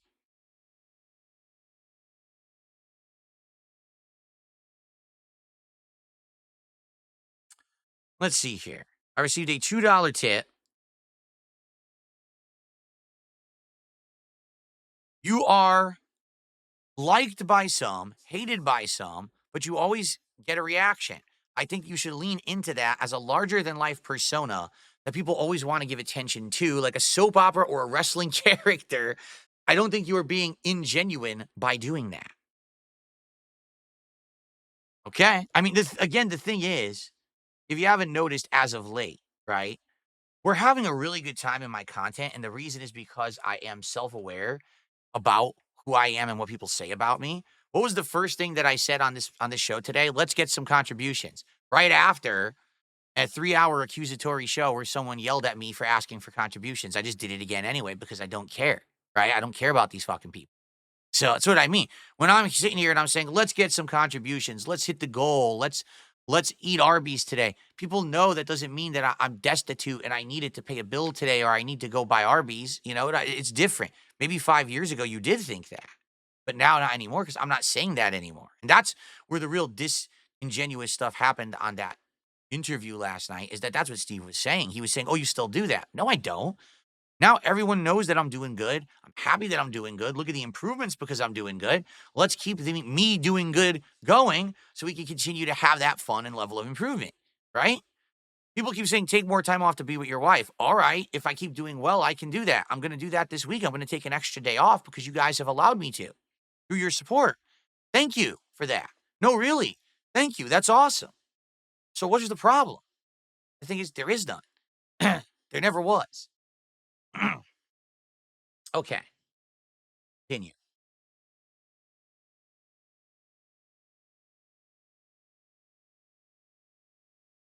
Shoot, I missed. I missed here. I received a $30 anonymous tip. This person says, here's $30 for discount Kylo Ren's spreadsheet. Keep on keeping up, Phil. Or keep on keeping on, Phil. Well, thank you. No, but no, hold on. That wasn't his spreadsheet. That's the Kiwi Farm spreadsheet. You know, oh, wait. You thought that was his spreadsheet? No, he took that right off of Kiwi Farms. That's what I mean. Like, you guys don't realize he didn't do any work. Like, everything that he did, he stole off Kiwi Farms. That spreadsheet has been on Kiwi Farms for 5 years. And he's like, well, don't you see the spreadsheet corroborates with the call? Yeah, because someone on Kiwi Farms listened to the call that was recorded and made a spreadsheet out of it. What are you talking about? Like, what is that evidence of anything? Like, anyway,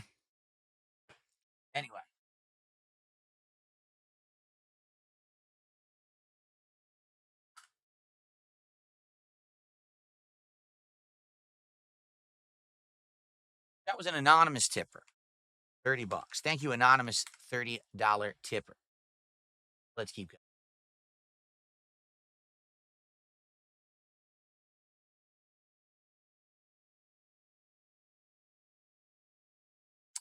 Let's see here.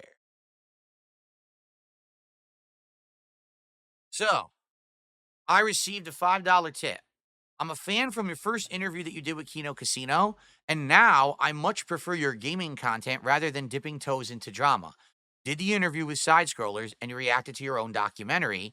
You talked to Josh Moon. You even talked to that other guy. He's probably talking about Keemstar. You have nothing left to answer for. If anyone wants to talk about that stuff again, point them to your content about it and be done with it. I'm sorry that Steve snaked you. I'm now going to unsub from him. God bless. Listen, you have the right to watch or not watch whatever you want, and I'm certainly not asking anyone to unsub from anyone. That's your own call. Like I say, the truth is in the eye of the beholder. So you do what you want, and thank you for your $5 contribution. Okay.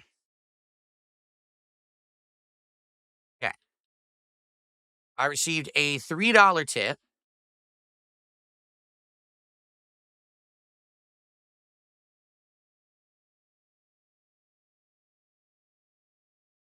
Genuine question related to last night's interview. This is hilarious because you know someone's going to ask something personal that you know I'm not going to answer, but let's just read it and entertain it.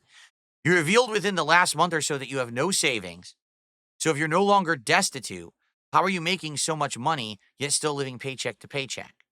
I don't think you understand what living paycheck to paycheck means. Okay. And I don't think you understand what the term savings mean. All right. Savings implies that someone has like a savings account that they're funneling money into that they don't touch and that accumulates over time. Or maybe they have investments, say, in some kind of a market that's kind of safe. And so therefore it's considered money that's being saved for a future date or a project or if something bad happens, correct? Being living paycheck to paycheck implies that basically you need to make money immediately because if you don't have money to do basic things day to day. Okay. So here's the deal. I don't have savings. I don't right now. I want to. Like I told you, that's my plan now is to try to actually start to save money and have savings again for the first time in 100 years. Okay. So I don't have that yet. I want to work on that. At the same time, I'm not living paycheck to paycheck. I'm making enough between YouTube and Kick and tips and other contributions that I'm good and I got some money in the bank that I can spend on things, when I need to. There are times of the month that are a little bit tighter and times of the month that are a little bit better, a little bit looser, depending on when I'm getting paid and when I have to actually make bigger payments for things. Like, for example, I spent a lot of money in December upgrading my setup. So things actually got really tight. But, I'm not in a situation where, like, for example, let's hit the goal so I can order Arby's. Is let's hit the goal because when you hit a goal, the reward is that I order the Arby's so we can film and do a DSP tries it. It's not let's hit the goal so I can afford to order the Arby's. You understand? But I think people are trying to turn it into that, and that's not what it is. I've literally never said that, right? Never. Never did I say, let's hit the goal because I need the money right now to buy the Arby's. That's not the case. Nor did I say that. People made that up. Okay? So I'm somewhere in the middle. Fair enough. I'm not paycheck to paycheck, but I don't have savings. I would like to get to the point where I have the savings. And that's what I'm working on now. Now that I've upgraded the setup to the point where I don't really need to sink a lot of money into it anymore, that's the next thing is maybe I could start saving money up. Okay?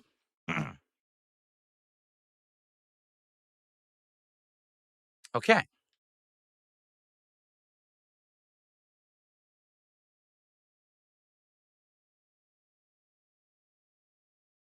So I got a $1.79 tip. Someone says, my name is Philvester Stollerwone. Oh, Lord. From a passive detractor, credit where it's due. Both the Craig and the Steve interviews were tough. You stood your ground. I respect that. And you do put on a fun show. P.S. I want to get some blood samples from you. Can I send you my blood sample guy to start taking? That's another one. Remember, I said I'm going to install the rotating door on the front of my house? So that'll be next. So we'll have the lie detector, the blood sample. We'll have someone take pictures of my whole house and try to account for every piece of things that I have in here and how much it's worth. Why not, right? Let's keep going. What's next, right? By the way, that's a joke. For those who are kind of slow on the uptake, that's a joke. It's not for real. I'm not welcoming anyone into my home. I live in a private community. If you show up uninvited, you'll get arrested. Just so you know. Let's see here.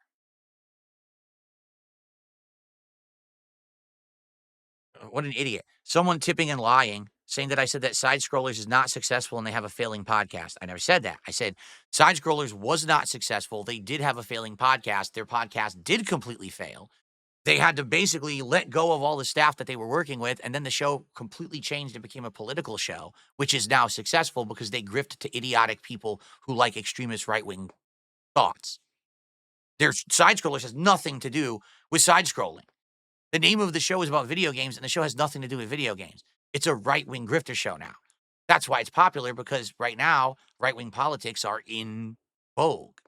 So, yeah. But I never said that they're not successful now. I said they were a failure before, which they absolutely were. Go take a look at their views and everything. The most viewed show they ever had was the one I was on. And then they could never top that. They could never get that back until they became right-wing grifters. It's just a fact. You can't even dispute it.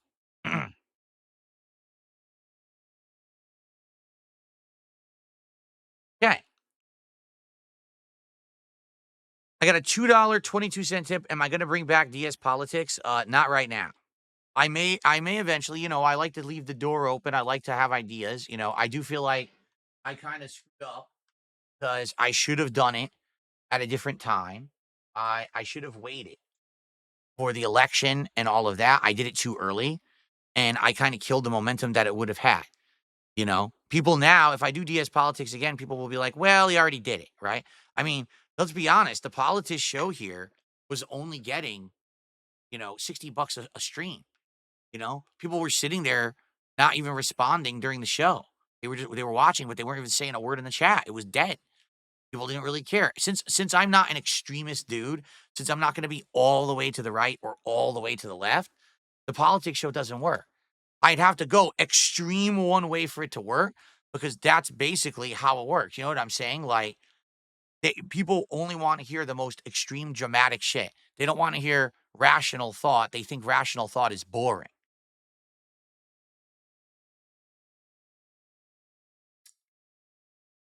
Okay. I received a $5 tip from Mars Inhabitant. Shouldn't you have a sixth sense by now when walking into an interview ambush? Shit, I almost overflowed my cup there. Like that and say thank you for your time. I know what this is and bow out and not waste hours of your life instead of worrying about the optics of leaving suddenly to your trolls and sticking around for hours on end. Yeah, but here's the thing, Mars Inhabitant, right? Was it a complete waste of my time? Yes, it was. Absolutely. But what actually came out of it? Number one, nothing new was said whatsoever. It was literally a copy paste regurgitation, okay, of everything that's already been said on Kiwi Farms to a T. Not even like I said, 100% stolen, nothing original whatsoever. I've seen the chart. I've heard the call. All this is old news to everybody. If something actually interesting was presented, maybe I would have cared, but nothing interesting was presented, right? So nothing new came of it, right? Now, if I had just left immediately, okay, basically, I don't know, the trolls would have won, I guess, because they would have been like, he rage quit or whatever. But to me, what really does it really matter? Like, I wasn't going to be putting on a stream that then was going to get views and support if I just quit the show, right? So, listen, I said I would do it. I did it. If anything, let's be honest, right? There were 3 people on that show. All right. One guy was screaming at the top of his lungs, losing his control of his voice, acting like a weirdo. Okay. Just regurgitating other people's work, saying it was his, acting like he had done research he didn't do, outright lying to his audience. Okay. And basically was not conducting an interview, it was a screaming match. The second person on the show was someone who claimed to be a former retired cop. All right. But operates a detractor channel on YouTube and openly admitted on the show publicly that they gave money to another detractor by the name of Super Crazy to file a frivolous lawsuit against me that never would have gone anywhere because there's no legal case there. But he was so stupid, he gave the guy money anyway. Okay. And then there was me, the guy who was supposed to be getting interviewed, trying to actually respond in a rational, calm manner and couldn't get 2 words in edgewise. Who looked better out of the 3 of us? Me. Now, I don't think I'm going to get anything out of that, okay? But because I act rationally and calm, because I came out as the sane person on the call, I'm the only one who really stands to benefit when it comes from a logical perspective. Okay, financially, Steve won. Detractor wise, Broside Phil won because he's the first detractor who actually had a direct conversation with me, right? But when it actually comes to intelligent people, I'm the one who won that because I didn't look like a nut job, right?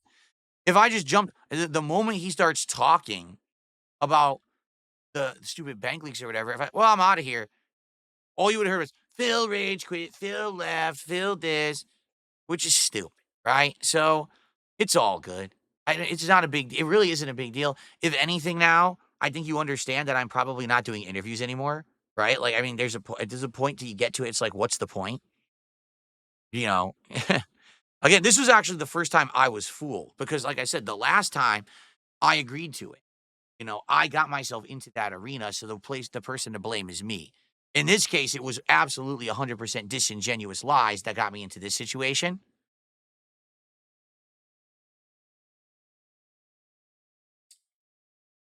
And again, I'm taking Ashton at his word here of what he's saying, that this was not planned, and they definitely didn't think that this was going to happen or go this way.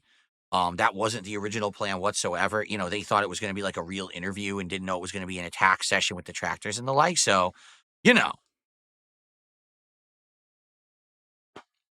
so there you go. Michael with a $1.25 tip says, I remember during the interview, I asked you for the name. Wait, what? I remember during the interview, he asked you for the name of the barber shop who cuts your hair. What are you talking about? Huh? Thanks for the dollar tip. I have no idea what that means at all. Very confused. It wasn't phrased right, so I can't really read it to understand what he's saying. I don't know if he's asking, did I answer? Did he answer? Did who answer? I have no idea. I can't read it. It's not English. I received a $4.98 tip.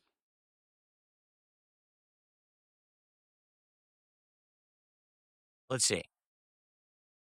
In my opinion, you should stop having interviews where your past is the main focus. Everything has been talked about to death at this point.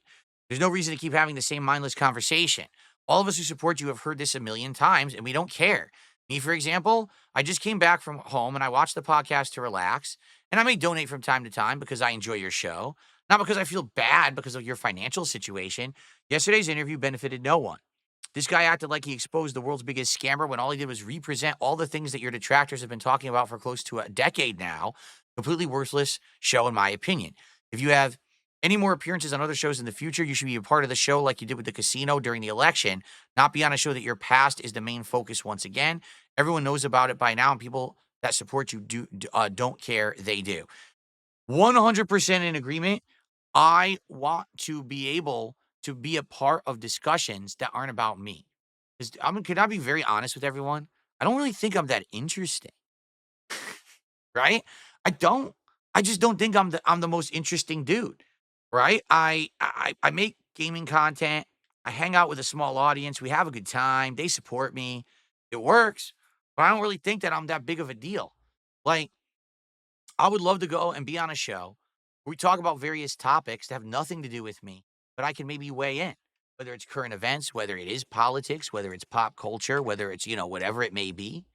Maybe, a show about, uh, I don't know, talking about, like, for example, how woke culture is failing now because they went so far to the left that the entire world went right, you know? But it doesn't always have to be about that. That could be an interesting topic. Like, for example, when I was doing the politics show, what was one of the most popular things I did? I criticized the Snow White trailer from Disney, or I called out the Black Lives Matter activist on her bullshit. That was the stuff that people liked about the show. It wasn't me necessarily covering stories. It was me talking about moments that could be interesting and I can weigh in on in a good way, right? Like, I think those are the kind of things that can work, right? But I'm not saying that that's necessarily the end all be all either. You know what I'm saying? I have a tremendous amount of knowledge on video games. I have a tremendous amount of knowledge on being a creator, on working on YouTube, right? Like, I've been doing this for 16 years. Can you name another person who's been doing it for 16 years and been through as many iterations, trials, tribulations, changes, and things that I have? But does anyone ever ask me about it? That's that was the preface of the interview yesterday. What I read earlier, that's what Steve said it was going to be. And I was like, oh, that could be a really interesting interview. Talk about how surviving on YouTube, how you can do it, and what I went through and all those things. You know what I'm saying? It, that's what I wanted. So, yeah, that'd be great to be able to chime in on those topics. I could talk about Street Fighter, the history of fighting games, the grassroots community coming up in it, what it was like back in the day. I I am an untapped source of knowledge, but every time someone wants to talk about me, they want to do the easy thing. They want to say, hey, let's talk about drama from 5 to 10 years ago, act like it happens today to milk it for money from your brain dead detractors. That's it. Like, every person does this now. It's like, it's such a waste of time, right? For everyone. There's no productive thing there. It's a waste of everyone's time. So that's the kind of stuff I would like to do, right? I don't want to be doing interviews about me anymore. There's no point. There is just no fucking point. Okay. Let's see here. So I got a $5 tip, few thoughts on the subject, or a few thoughts on the subject. I forgot to put A, okay? The perverse manner in which they perpetuate the hate and giving a platform for this kind of hateful community, in my opinion, is a worse outcome than you becoming irrelevant and phasing into obscureness. This hate community, which maybe is growing, is creating more hatred in society, and it's a symptom of the times. The sick shit they have on their channels daily, talking about you, how you should die, bad things happening to your family. I mean, that's actively psychotic behavior, and this shit is enabled by internet, which is known to give edge to anonymous trolls and also actual monetization of this kind of crap. Yeah. I mean, I literally can't say a thing to counter anything you just said. You know, should YouTube allow monetization of hate? Of course not.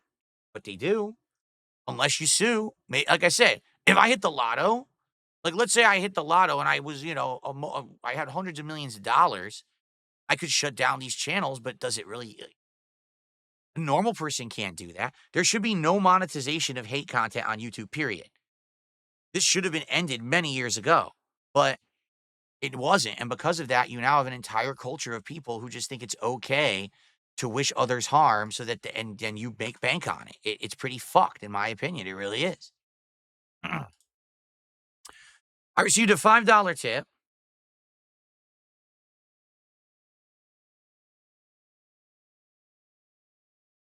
The interest in lolcow culture is about self-discovery and denial of the depravity of the culture we built together. One saying goes, beware of fighting monsters lest you become one.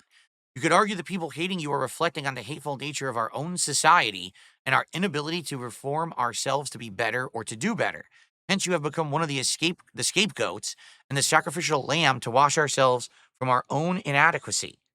There you go. I mean, I'm one. I've never understood Lao Khao culture because I don't care about it. I don't like it. Like for example, can we be honest? Like who were the original Lao Cows before there were internet Lao Cows? Reality TV celebrities, right? The people who were on The Real World, okay? The guys on Jackass, the Kardashians, for God's sakes, right? And that weird reality TV culture then perpetuated that other people wanted to put themselves out there as celebrity stars, but they didn't have the avenue to do it on TV. So they started doing it on the internet. But then what happens is when you put yourself in the spotlight, you can then deride those people and make jokes of them and make fun of them and turn them into lol cows, right? Um, but I just don't care about that. I never did. I'm never going to. You're never gonna see me on Lol Cow Live, right? Having my chest shaved, having pick up trash, drink piss water out of a bottle, being buried alive, uh, you know, going to a Democratic rally wearing a MAGA hat. You're never gonna see me pulling stunts, right? I don't care about that stuff. Those are people who are living and banking on that, right? I guess trying to make the best of it. For me, I don't care. I'm far above it. I want to make meaningful content for intelligent people. It's just hard to find some. You know what I'm saying? It sure seems to me like in our modern world, in this modern internet, pretty hard to find people with brains that function properly. There's a lot more people who just want to be stupid. And I guess you can't really help that. That's just a symptom of society, right? The more people there are, the dumber they get. And that's what's happened is people just sit on the internet all day and want to dump on these people. Dump, dump, dump. For what? You're right. It is a symptom of the society. That society is degraded to the point where this is now entertainment and this is acceptable behavior in our culture. It's really bizarre. It really is. Okay. A few more tips here. I think we had super chats too, right? I haven't checked Kick. Um, so Big Larry Gaming did a $2 tip. He says, I've been really into Balatro lately. Which was your favorite deck? Mine's the abandoned deck. All the face cards are out of it. And then you buy jokers that reward for not using face cards. Hope you enjoy the game. Um, man, I'm trying to remember. I had a deck that was really unique. Because you're right. It wasn't like playing normally, like you were chasing different. What was it? Was it the flush deck or the straight? I think it was the flush deck where basically because of the way I was playing, all you cared about was flushes. That felt completely different than when I was playing for pairs or three of a kind or straights and stuff like that. But honestly, I haven't played the game in a while now, so I can't really remember. But I would like to play it again. I really would. I'm dying to play it. I really do like Balatro. Let's see when I can play it again, right? Okay. I received a $3 tip. You remember the Nazi hat that you wore and you yelled band, band, band? I never had a Nazi hat. I had was supposed to be a replica military hat. It doesn't have any Nazi stuff on it whatsoever. All right, it doesn't. Some people have photoshopped it on there, but it doesn't have any Nazi stuff on it at all. Um, I don't know why yelling banned, why you think that that would be representative of Nazis. They didn't ban anything. They did way worse than that. But no, I'm not going to be wearing the hat or doing anything. Okay. I received a $2 tip. The myth of DSP has become bigger than the man. You have become a legend, albeit a controversial one. People are engaging with your mythos, not you. I'm serious. Your online persona is something that lives a separate life and people interact with your projection. I know. But the thing is, I don't create the projection. The detractors do. They have created this persona. And then people jump into it and obsess about it. But then some people will come to the stream and be like, wait, what? Like some people actually believe the other day, I was begging people for money saying I need this to afford Arby's for dinner. That literally never happened. But they believe that. They actually think that's what happened. Because the detractors will say, Phil begged for money for Arby's 42 times during the stream, even though that's not what happened. If you watch the stream in context, you very much know that's not what happened. But that's what they'll say. So that's the mythos. That's the character they've created, right? So thank you for the $2 tip. These are actually quite insightful things that a couple people have been saying in these tips, and I appreciate that. All right. I know this is a long podcast, but as you guys know, I shout out all the contributions, and I appreciate every one of you who has been supporting here. So thank you for that. Back to the YouTube side, and then we'll check Kick. Okay. On the YouTube side, excuse me. Oh, we've got, I guess, 2 members actually joined today. Dixie Wrecked, what a nice name. Stand at attention for Dixie Wrecked. Became a member. So thank you for a membership there. Get that on the leaderboard. It's a great one.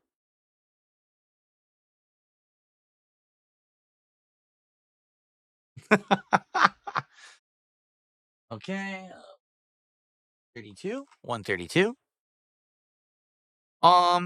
Okay. John M with a $2 super chat says, keep kicking butt. Thank you to John M. Well, I intend to. Okay. I hope I can get Mai to master in Street Fighter 6. I guess we'll see how that goes shortly, right? We're getting close to actually playing. Oh, my YouTube chat crashed a half an hour ago. Interesting. I actually literally haven't seen a thing that people said on YouTube in a half an hour because I was shouting out all the tips. I just refreshed it right now. Good to see you, Jane. Can you pick the new Mai today in a blue outfit? Yeah, maybe. We'll definitely do the new outfit because we just wore the classic last time, and I'll see what colors there are. Sure. What's up, Cyrax? How you doing, man? When's the next Black Ops stream? I don't know. I think I tentatively set it for Monday. I think I have it as Monday's day stream, but I'm not sure. Like next week is kind of up in the air. Depends on a lot of factors. Okay. Okay. Let's see here. Sin did a whole bunch of super chats. First, a $2 super chat. I know you need Arby's money. Here you go. Then did another $2 super chat. The average IQ of a detractor is 40. I did a study. Then another super chat. Every dollar makes detractors cry and seethe-worthy. There you go.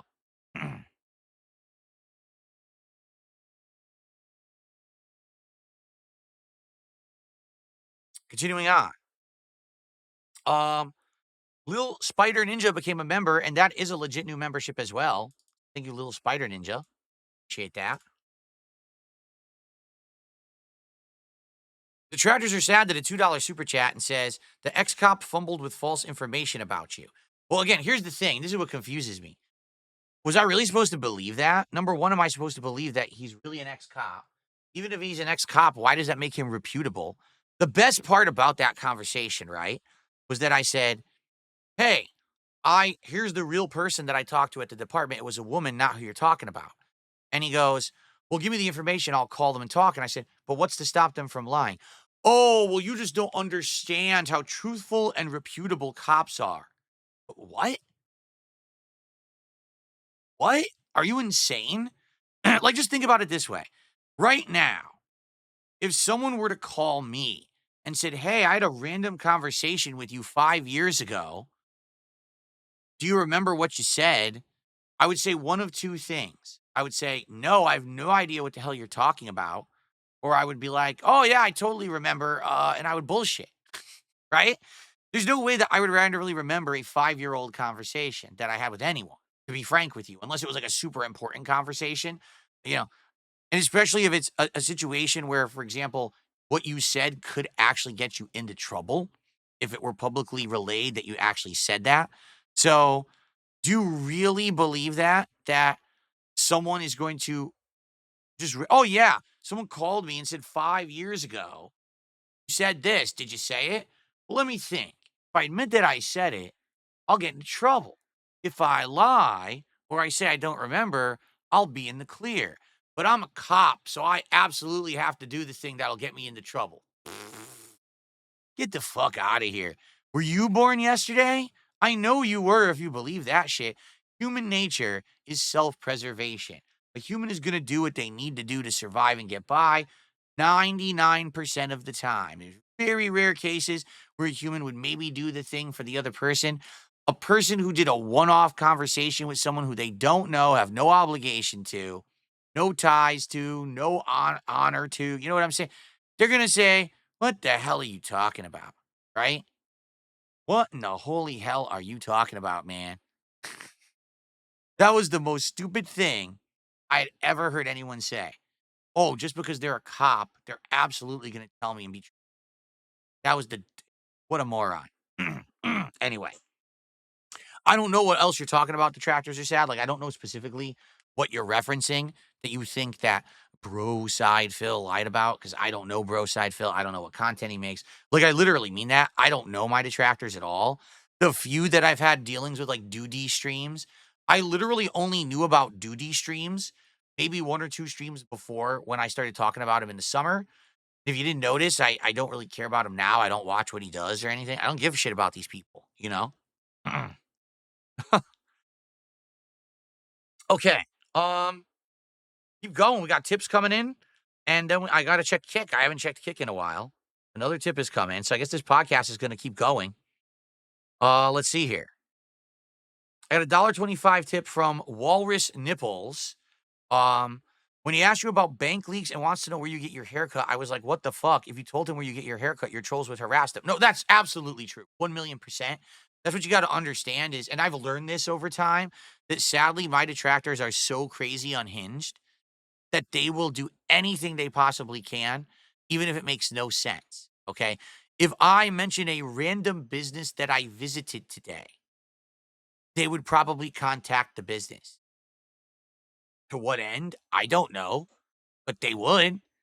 I'm serious. Like they to this day, they do insane, over the top, inexplicable things that are just not rational, but they do them anyway.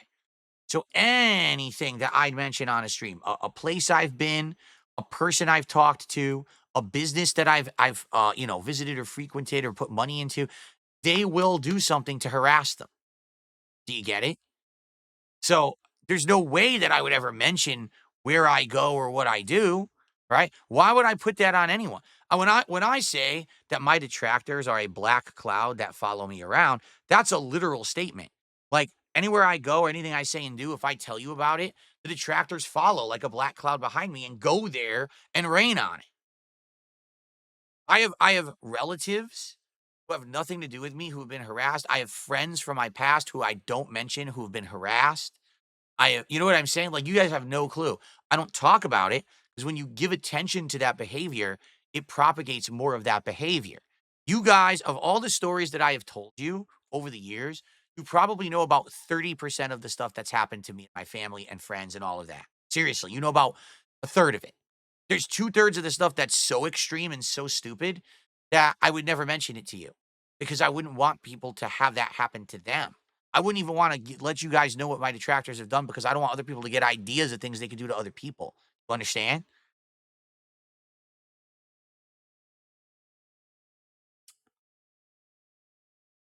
Okay, let's keep going. Wow.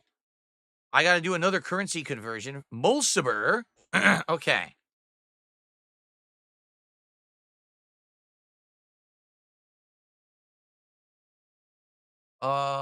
This is British pounds.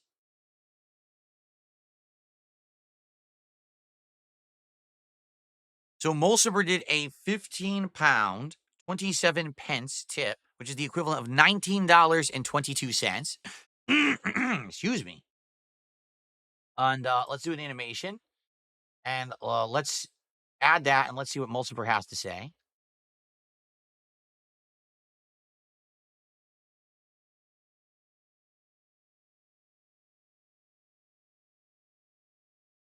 Six. So this would have been 165. Shit. I can't type today either. I really can't. All right. So, and by the way, we technically hit the goal, but let's read Mulciber's message first and respond to it, and then we'll celebrate. Okay. Thank you guys for your support this morning. However, I will say this. All right. We're having a good podcast. It's a nice decompression. You notice how calm I am? We're just having a nice decompression. This is the opposite of the side scroller situation. Oh, cameras, I just my camera on. I'm not, I mean, I'm actually not even upset at all anymore. Like I said, I've been to this rodeo. I know how it goes. I just don't care. To be honest, I would have much rather just had a normal podcast today and then got into Street Fighter. As you see, it's taking us forever to get to Street Fighter, and there's nothing I can do about that. I have to keep addressing contributions. I have to keep shouting them out. We have to do this. It's what's fair is fair, right? I'm gonna give thanks for everyone for supporting my content. But as you can see, I'm not. This is the funny thing. People are like, well, didn't you benefit? Don't you make bank? Well, I'm hitting my goal for the stream, my normal goal that I would have hit anyway, I guess. But you see what I mean? Did people rush to my stream today with pity bucks and open their wallets and flood me with thousands of dollars of contributions? No. Do you want to know why? Because people only flood you with contributions when there's drama. If I was sitting here, okay, actually like being nasty to someone, I'd probably make more money, but that's not who I am. Like, if I just sat here ragging on someone right now, doing a drama stream, hating on someone, what a scumbag, what this, that, I'd be making way more money. But I don't want to do that at all. When this shit happens, when people treat me like crap, I don't get flooded in pity box and attention. It doesn't benefit me. That's the thing. I think some people are like, oh, you should have been grateful you went on that show. It gave you more attention. No, I'm not grateful. It was a waste of my time. It really was. It was a huge waste of my time, and I could have been doing better, more productive stuff. You know what I'm saying? Like, I'm not making bank on this at all. It's definitely a big misfire, miscalculation. If anyone thinks that this kind of toxic stuff ever benefits me, it doesn't. Myself and my community have had enough of it, and we just want to be left alone. We really do. So yeah. Anyway, so Mulciber says, let me get this straight. The dude took notes that you buy at a certain shop or cut your hair at a certain barber with info that's public from your own streams. Use that nugget of truth to embellish a spreadsheet with tons of financial data, add a shitload of false info in order to force a response from you. They use that info that was already public in a podcast in order to render credibility to their own theories. Next time someone asks you about your finances, politely ask them for 1 year of finances in a spreadsheet in return so you both can compare, just so you're both on equal terms. I can't believe the audacity and arrogance you must have to believe you're entitled to know or question someone's finances. It's none of your business, sir. Yeah, this is just the funniest part about it, all right? In a nutshell, everyone clip this one, all right? Seriously, what I'm about to say, this should be a clip taken out of this podcast, if anything, all right? But what time are we at? 2.5 hours, and we're still going. Jesus. Well, actually, no, the podcast is 2 hours. My bad. 2 hours, 4 minutes. So this is the clip you should take out of this, right? I'm being told it would be unreasonable to expect that someone watched enough of my content to know things such as the days that I got a haircut, the day that I ate a certain kind of food, the day that I did this, did that, spent this, spent that, somehow fabricated a fake call sounding like it's a bank saying all of this, and that someone would transfer that data into a spreadsheet and this would be incriminating. I'm supposed to believe that that's ridiculous to think that that would be fabricated. Okay. That's going too far. Who the hell would do that? Okay? Ladies and gentlemen, someone created a search engine called PigPigGo that literally searches every piece of content I've ever done for keywords. So literally right now, you could say, how many times did he ever say the word snort? And it'll tell you, and it'll tell you the specific videos and timestamps. Do you believe me? No, you think that's ludicrous? That's insane that someone would do that? It's real. You can go find it right now. Okay? Let me move on to the next one. 2 years ago, someone was working at Comcast, my internet service provider. Okay? And they were actually going into my modem without my permission. And they were changing all the settings, turning on my wireless network public for my neighbors to see, and naming the network things like Phil is a pig, his wife is fat and a slob, Phil is a pedophile, Phil does this, Phil does that. So all my neighbors are seeing this in my neighborhood. Okay? Then they would reset my modem repeatedly during streams so I couldn't stream and make money. And before you say, well, that's ridiculous, no one would ever do that, that's not believable. It happened, it's documented, the person posted it on Kiwi Farms and admitted to it fully. Okay? We can keep going. Want to keep going? There was a couple in Europe who were actually creating a catfishing ring. They were creating fake social media accounts, pretending like they were escorts that were going all over the world. And what they were doing was creating these fabricated stories based on what I was saying on my streams. So while I was actually having a nice weekend with my now wife, saying, oh, my wife made me some brownies this weekend. Well, then I said, my girlfriend made me some brownies this weekend. They would actually say, oh, I made Phil the brownies, and here's the recipe, and here's the evidence that I was at Phil's house. And then they would make this giant network of fake social network stuff up and all of that. And you might say, well, wait a minute, that's bullshit. Oh, no, it happened. It's all been proven. I was actually some of my detractors on Kiwi Farms who found it out and found the whole thing and basically exposed them to the internet. Their whole plot was they were eventually going to blackmail me for money to get them to shut up. And they never got to that point because I was ignoring them. Like they were actually trying to contact me and I was ignoring their messages. So they never got to extorting me. Okay. But you want to keep going? Okay, let's keep going. Keep clipping this. So I had a moderator. All right. Their name was Marle, Marle. They said that they were a woman. All right. And that they had a job and they had a life and they befriended my community. They were a watcher of my content for about 8 months to a year.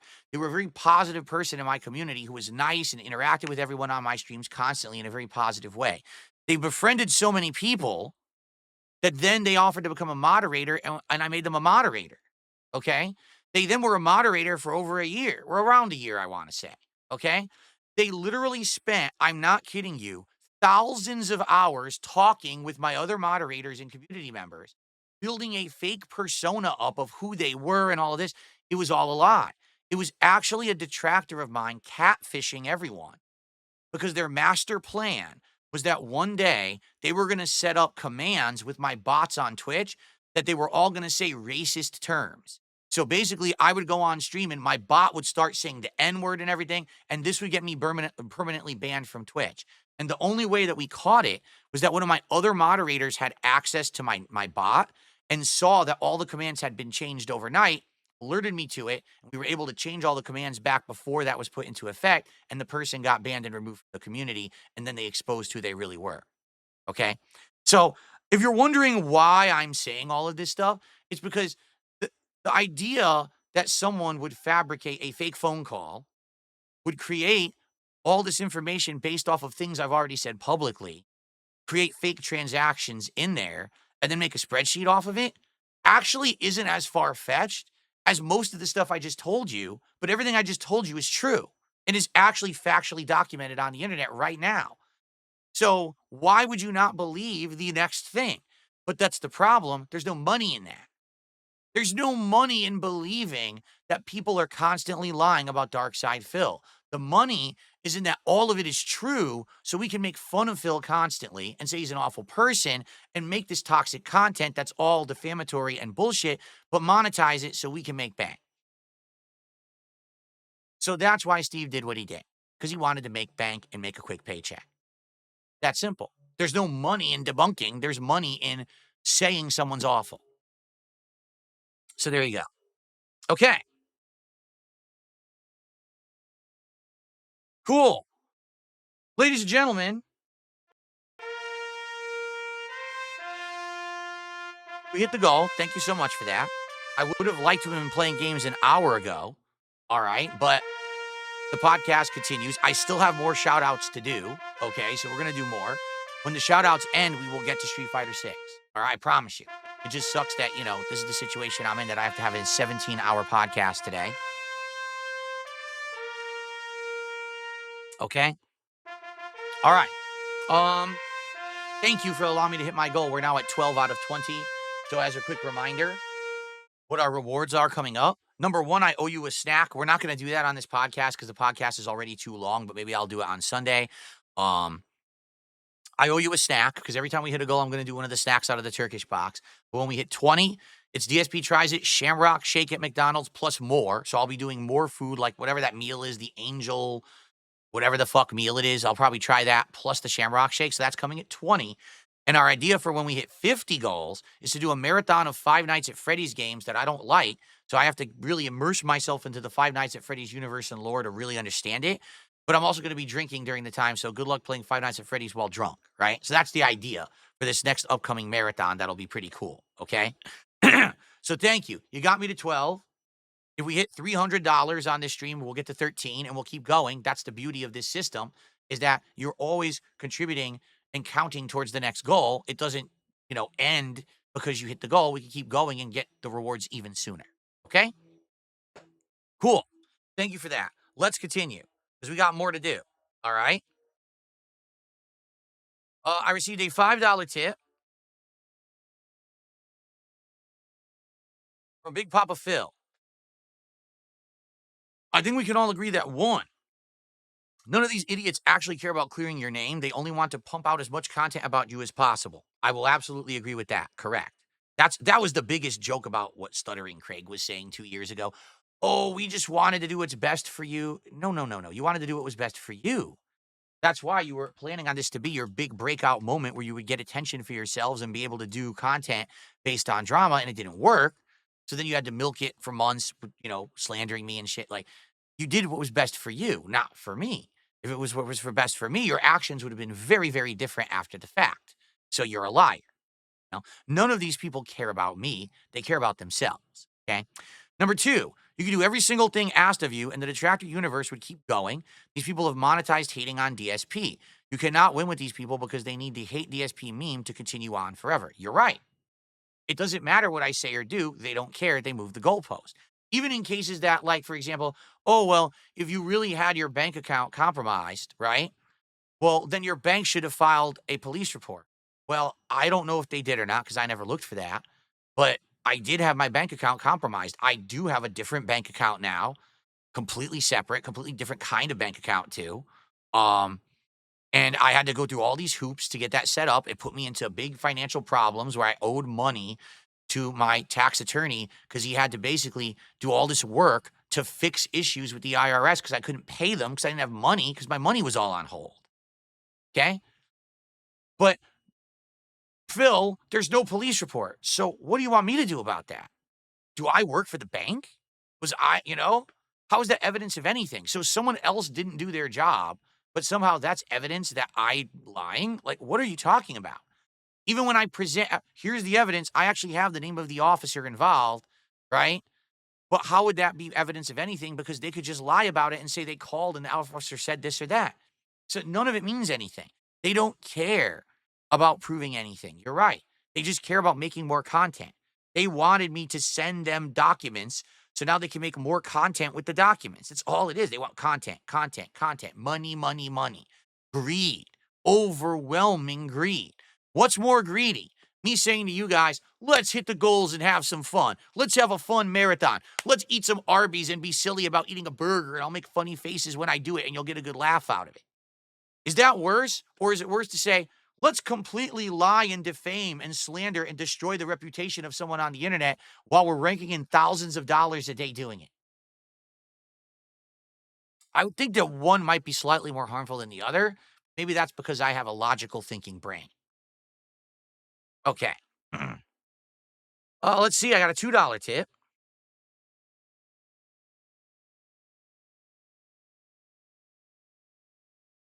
Getting real tired of detractors, especially the ones in your chat saying how they're not jealous of you, but when I go into their detractor discords on a burner, the majority of the time they're crying how you make money playing games and they work jobs that they hate or how their gaming channel is so much better, but it's not fair that their channel failed. Sorry if this was too long. No, that was not too long at all.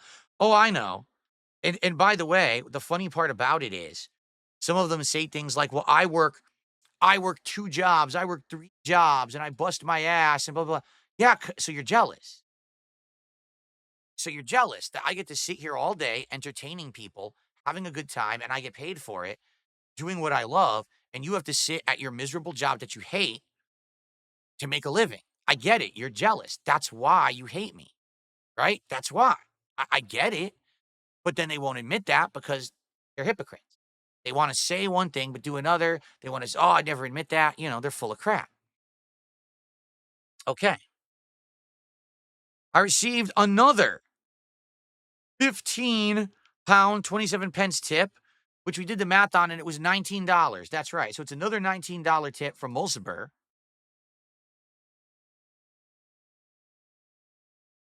Now we're at 191. 191.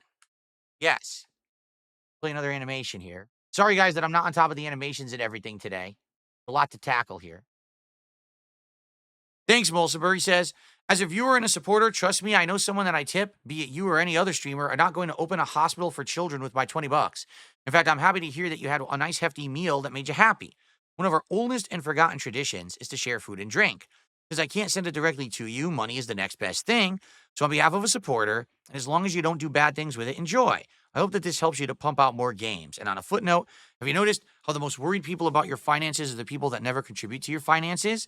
In nature, you have scroungers. On the internet, you have detractors. Mhm. Correct. Again, and the people who complain about my content. How many people said, we don't like DSP tries it, change it to something different? So I did. And what happened? The views plummeted and nobody cared because they wanted DSP tries it. That's the point.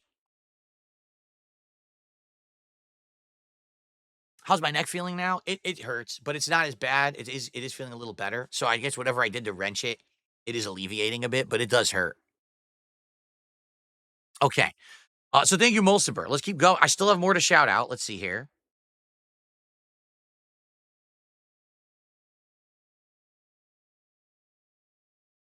Dollar Tipper says the dude interviewing you yesterday had 100 super chats after the interview, so I'm guessing he made an easy 500, maybe 1,000. That's probably, he probably made about $1,000.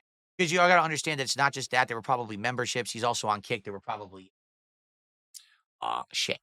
There were probably kick subs as well, right? It was probably everything. It was like the whole 9 yards, right? So I'm sure he made a cool grand, which is probably the most the guy's ever made in any of his content. Just like side scrollers where they made all that money. And then they lied about it and said they made like nothing. And then a year later, you got Craig crying about it, saying he wants to donate it to charity. It's like, gee, pathetic. Anyway, got a $2 tip. On a lighter note, I've left you an email. If I can buy Monster Hunter Wilds for you, let me know if you're interested. You did? Let's see. Let's see if I got it.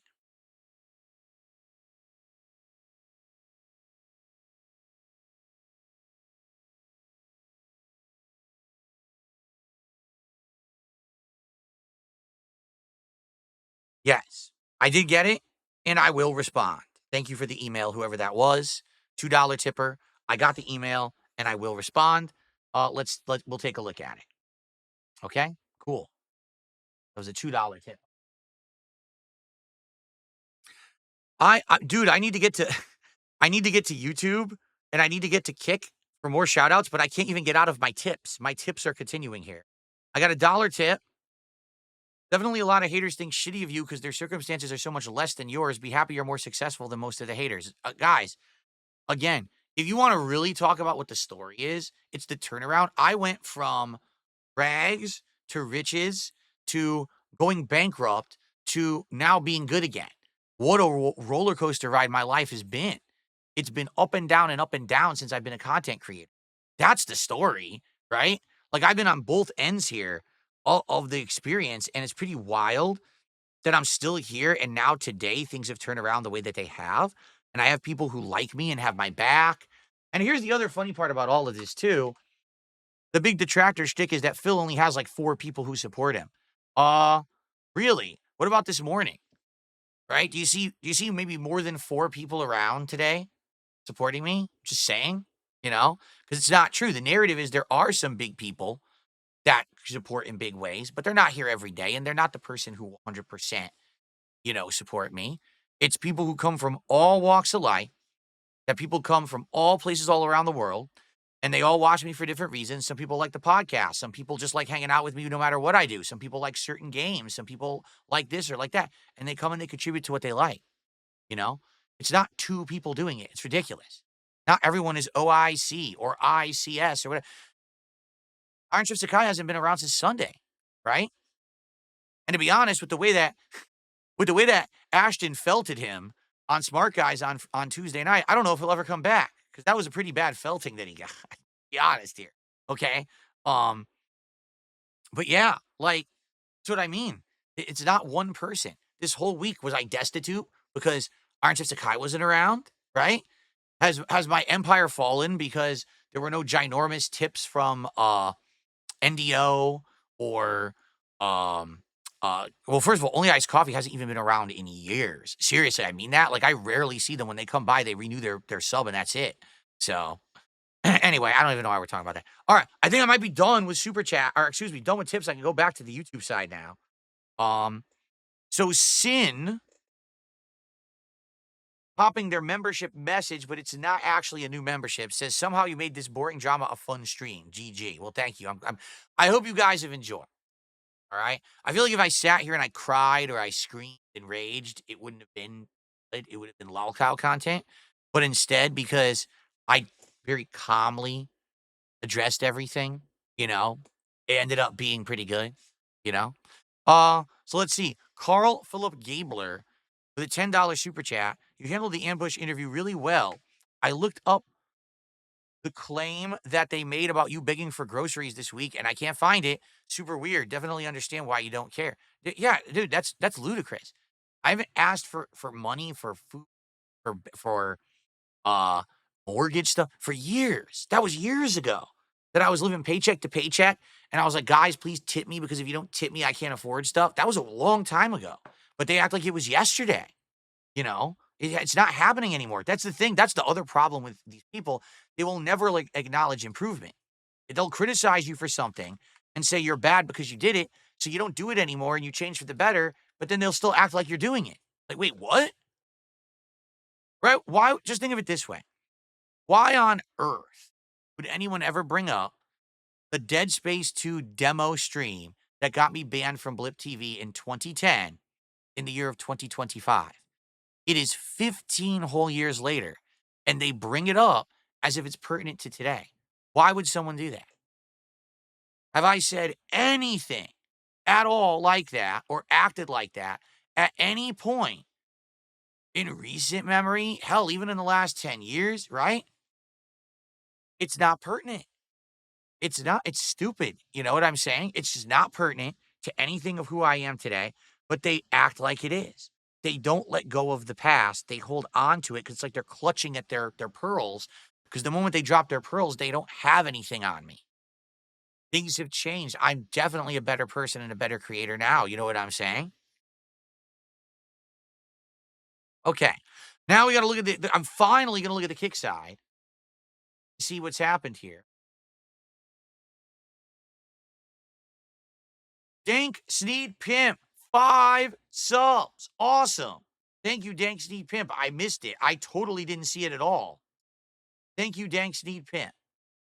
Get up on the leaderboard.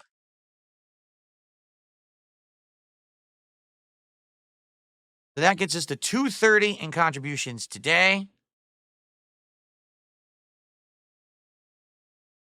Dank Sneed Pimp actually says they talked at you and not to you. That the tractor gave law enforcement a bad name and Steve got too excited, spurging out like an amateur. Nobody left there a saying. Like I said, no, I'm serious when I said this, right? What did I say? I said, you have to understand that what you're doing right now at your show is very bad for you. You're never going to get another guest. Because what guest in their right mind is going to come on your show when it looks like at any moment you could ambush them, and then you're just gonna yell at them for 3 hours instead of it being, "Come on the show, have a real conversation." You know what I'm saying? You're killing your show for short-term profits, and that's not a good idea at all, right? So, but I don't know if he'll take that to heart or not. Like, he was just way too loud, he was screaming too much, he was talking over me, he was not, being a good host at all. You could like, if anything, the side scrollers interview actually made them look good, in my opinion. If you watch that interview, they look like good hosts, okay? So that probably set them up for some future level of success in some ways. That podcast last night, that was a shit show. That was like again, you're destroying your own show and reputation for short term profits. I don't get that. Uh, Nash, boy, you have a weird name. I'm just gonna say Nash. Did a €5 super chat. I want to send this on Smart Guys, but you had a picture of you and CM Punk, and you both had the same haircut. Also, read the Vince text on next show. From back in the day, I had the same haircut as CM Punk at one point. Did I really? I didn't know that CM Punk, because I've only had a few haircuts. One was a crew cut. Um, yeah, one's like a crew. Oh, by the way, it's about $7 because the euro is much more valuable than the dollar right now. But it's about a $7 super chat. Um, I've had a crew cut for most of my life. When I was younger, my hair was very long and I combed it over.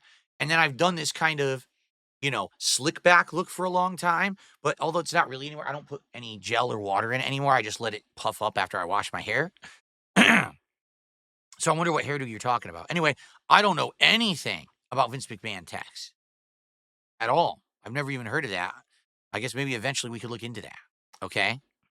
Okay. All right. Guys, are we actually good? Like, are we good now? Have we all said what we needed to say?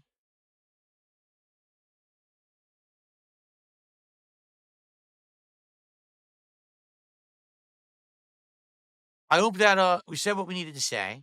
I hope that everything is good. I hope that we've answered all the questions.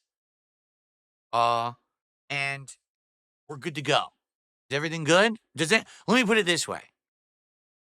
I don't want today to be all about this. I want to play Street Fighter with my Shiranui. By the way, is my microphone messed up again or is it good? People were saying it was good, but now someone just complained. Is it good? Has my mic dropped out? The only time it should drop out, but if I'm in front of the mic, it should be fine. It's good? The person's full of it? Okay.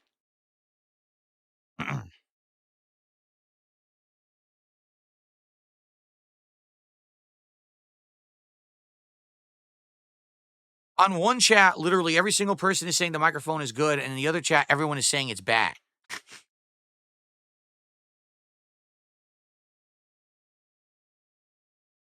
I'm just going to take a quick look at the filters.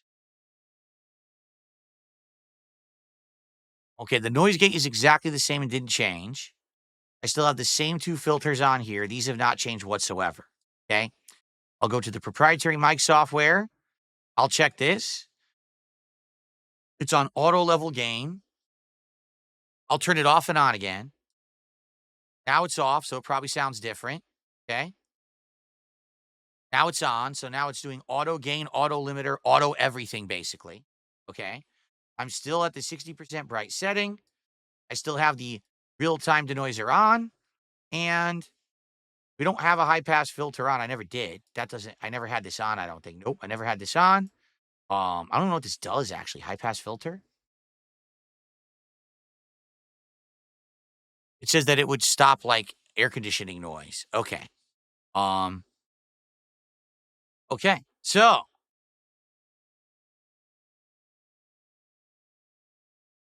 I think it's good. I don't see what you guys are mentioning. Obviously, I'll try to listen back later and hopefully it is not really cutting out. Okay.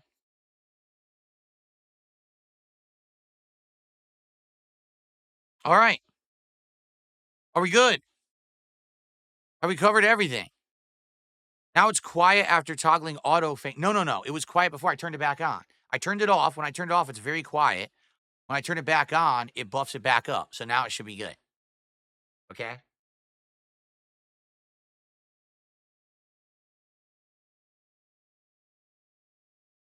All right. So now that we've had arguably the longest podcast ever, that's it. That's my last thought. That's my last, thing. I'm not gonna say nothing else. I'm done with this topic. We move on positively.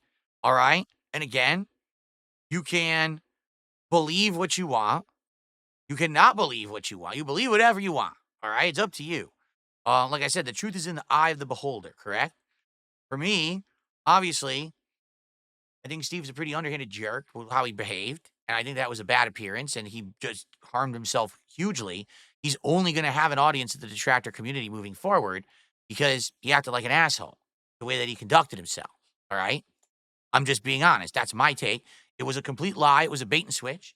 I'm going to, believe what Ashton has told me. He's saying that they didn't know on Kino Casino that he was going to behave like that.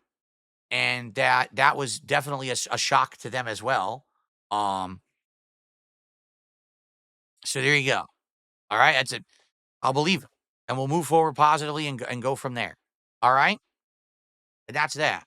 Sean just did a super chat. Dark side deflector. There you go. I'm the master deflector.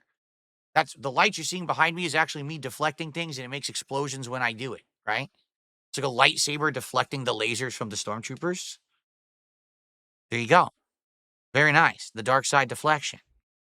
Okay, so sadly, it's Canadian dollar. It's only worth like $1. So FYI, we're at 2:38. I'm now going to end the show, and we're actually going to get set up for some Street Fighter. All right, we'll see how that goes. I don't know if I'll get Mai to master now because now we have less than 2 hours of gameplay, but it is what it is, It would be great if we could get to 300 today. It would count as an additional goal and get us to 13, which would be amazing if we did that. I mean, the fact that we're already so close, I would hope that we could do that by the end of this stream and get closer to our goals of 20 for whatchamacallit, for DSP Tries It, Donald's, Shamrock Shake, and also to hit 50 and do our next marathon, all right? Well, thanks, Sneed Pimp. Just gifted 10 subs, community. Thank you, Dank Sneed Pimp, for 10 subs. That means he did a total of 15 today. All right? And that means we are now up to 286, meaning we're only $14 away from hitting our second tier goal today. Very nice. All right. Good stuff. All right. In all seriousness, for anyone who actually listened to this whole thing or watched it, thank you for your time. I'm done with it. Again, not my first rodeo. Very boring to me. Didn't even really want to talk about it, but I knew I had to. And now that we've talked about it, we can move on positively. And we don't have to bring it up and go from there. Fair enough? All right, guys. I'm not here tomorrow. Remember, I'm off. I'll be back on Sunday. And on Sunday, I'm sure I'll talk about how Street Fighter went. We'll talk about how Elden Ring, the network test went, if I even got to play it, because I don't know if I'll get to. We don't know if it's actually going to work or not, right? We have no clue if the network test is going to work. Tonight, we'll find out.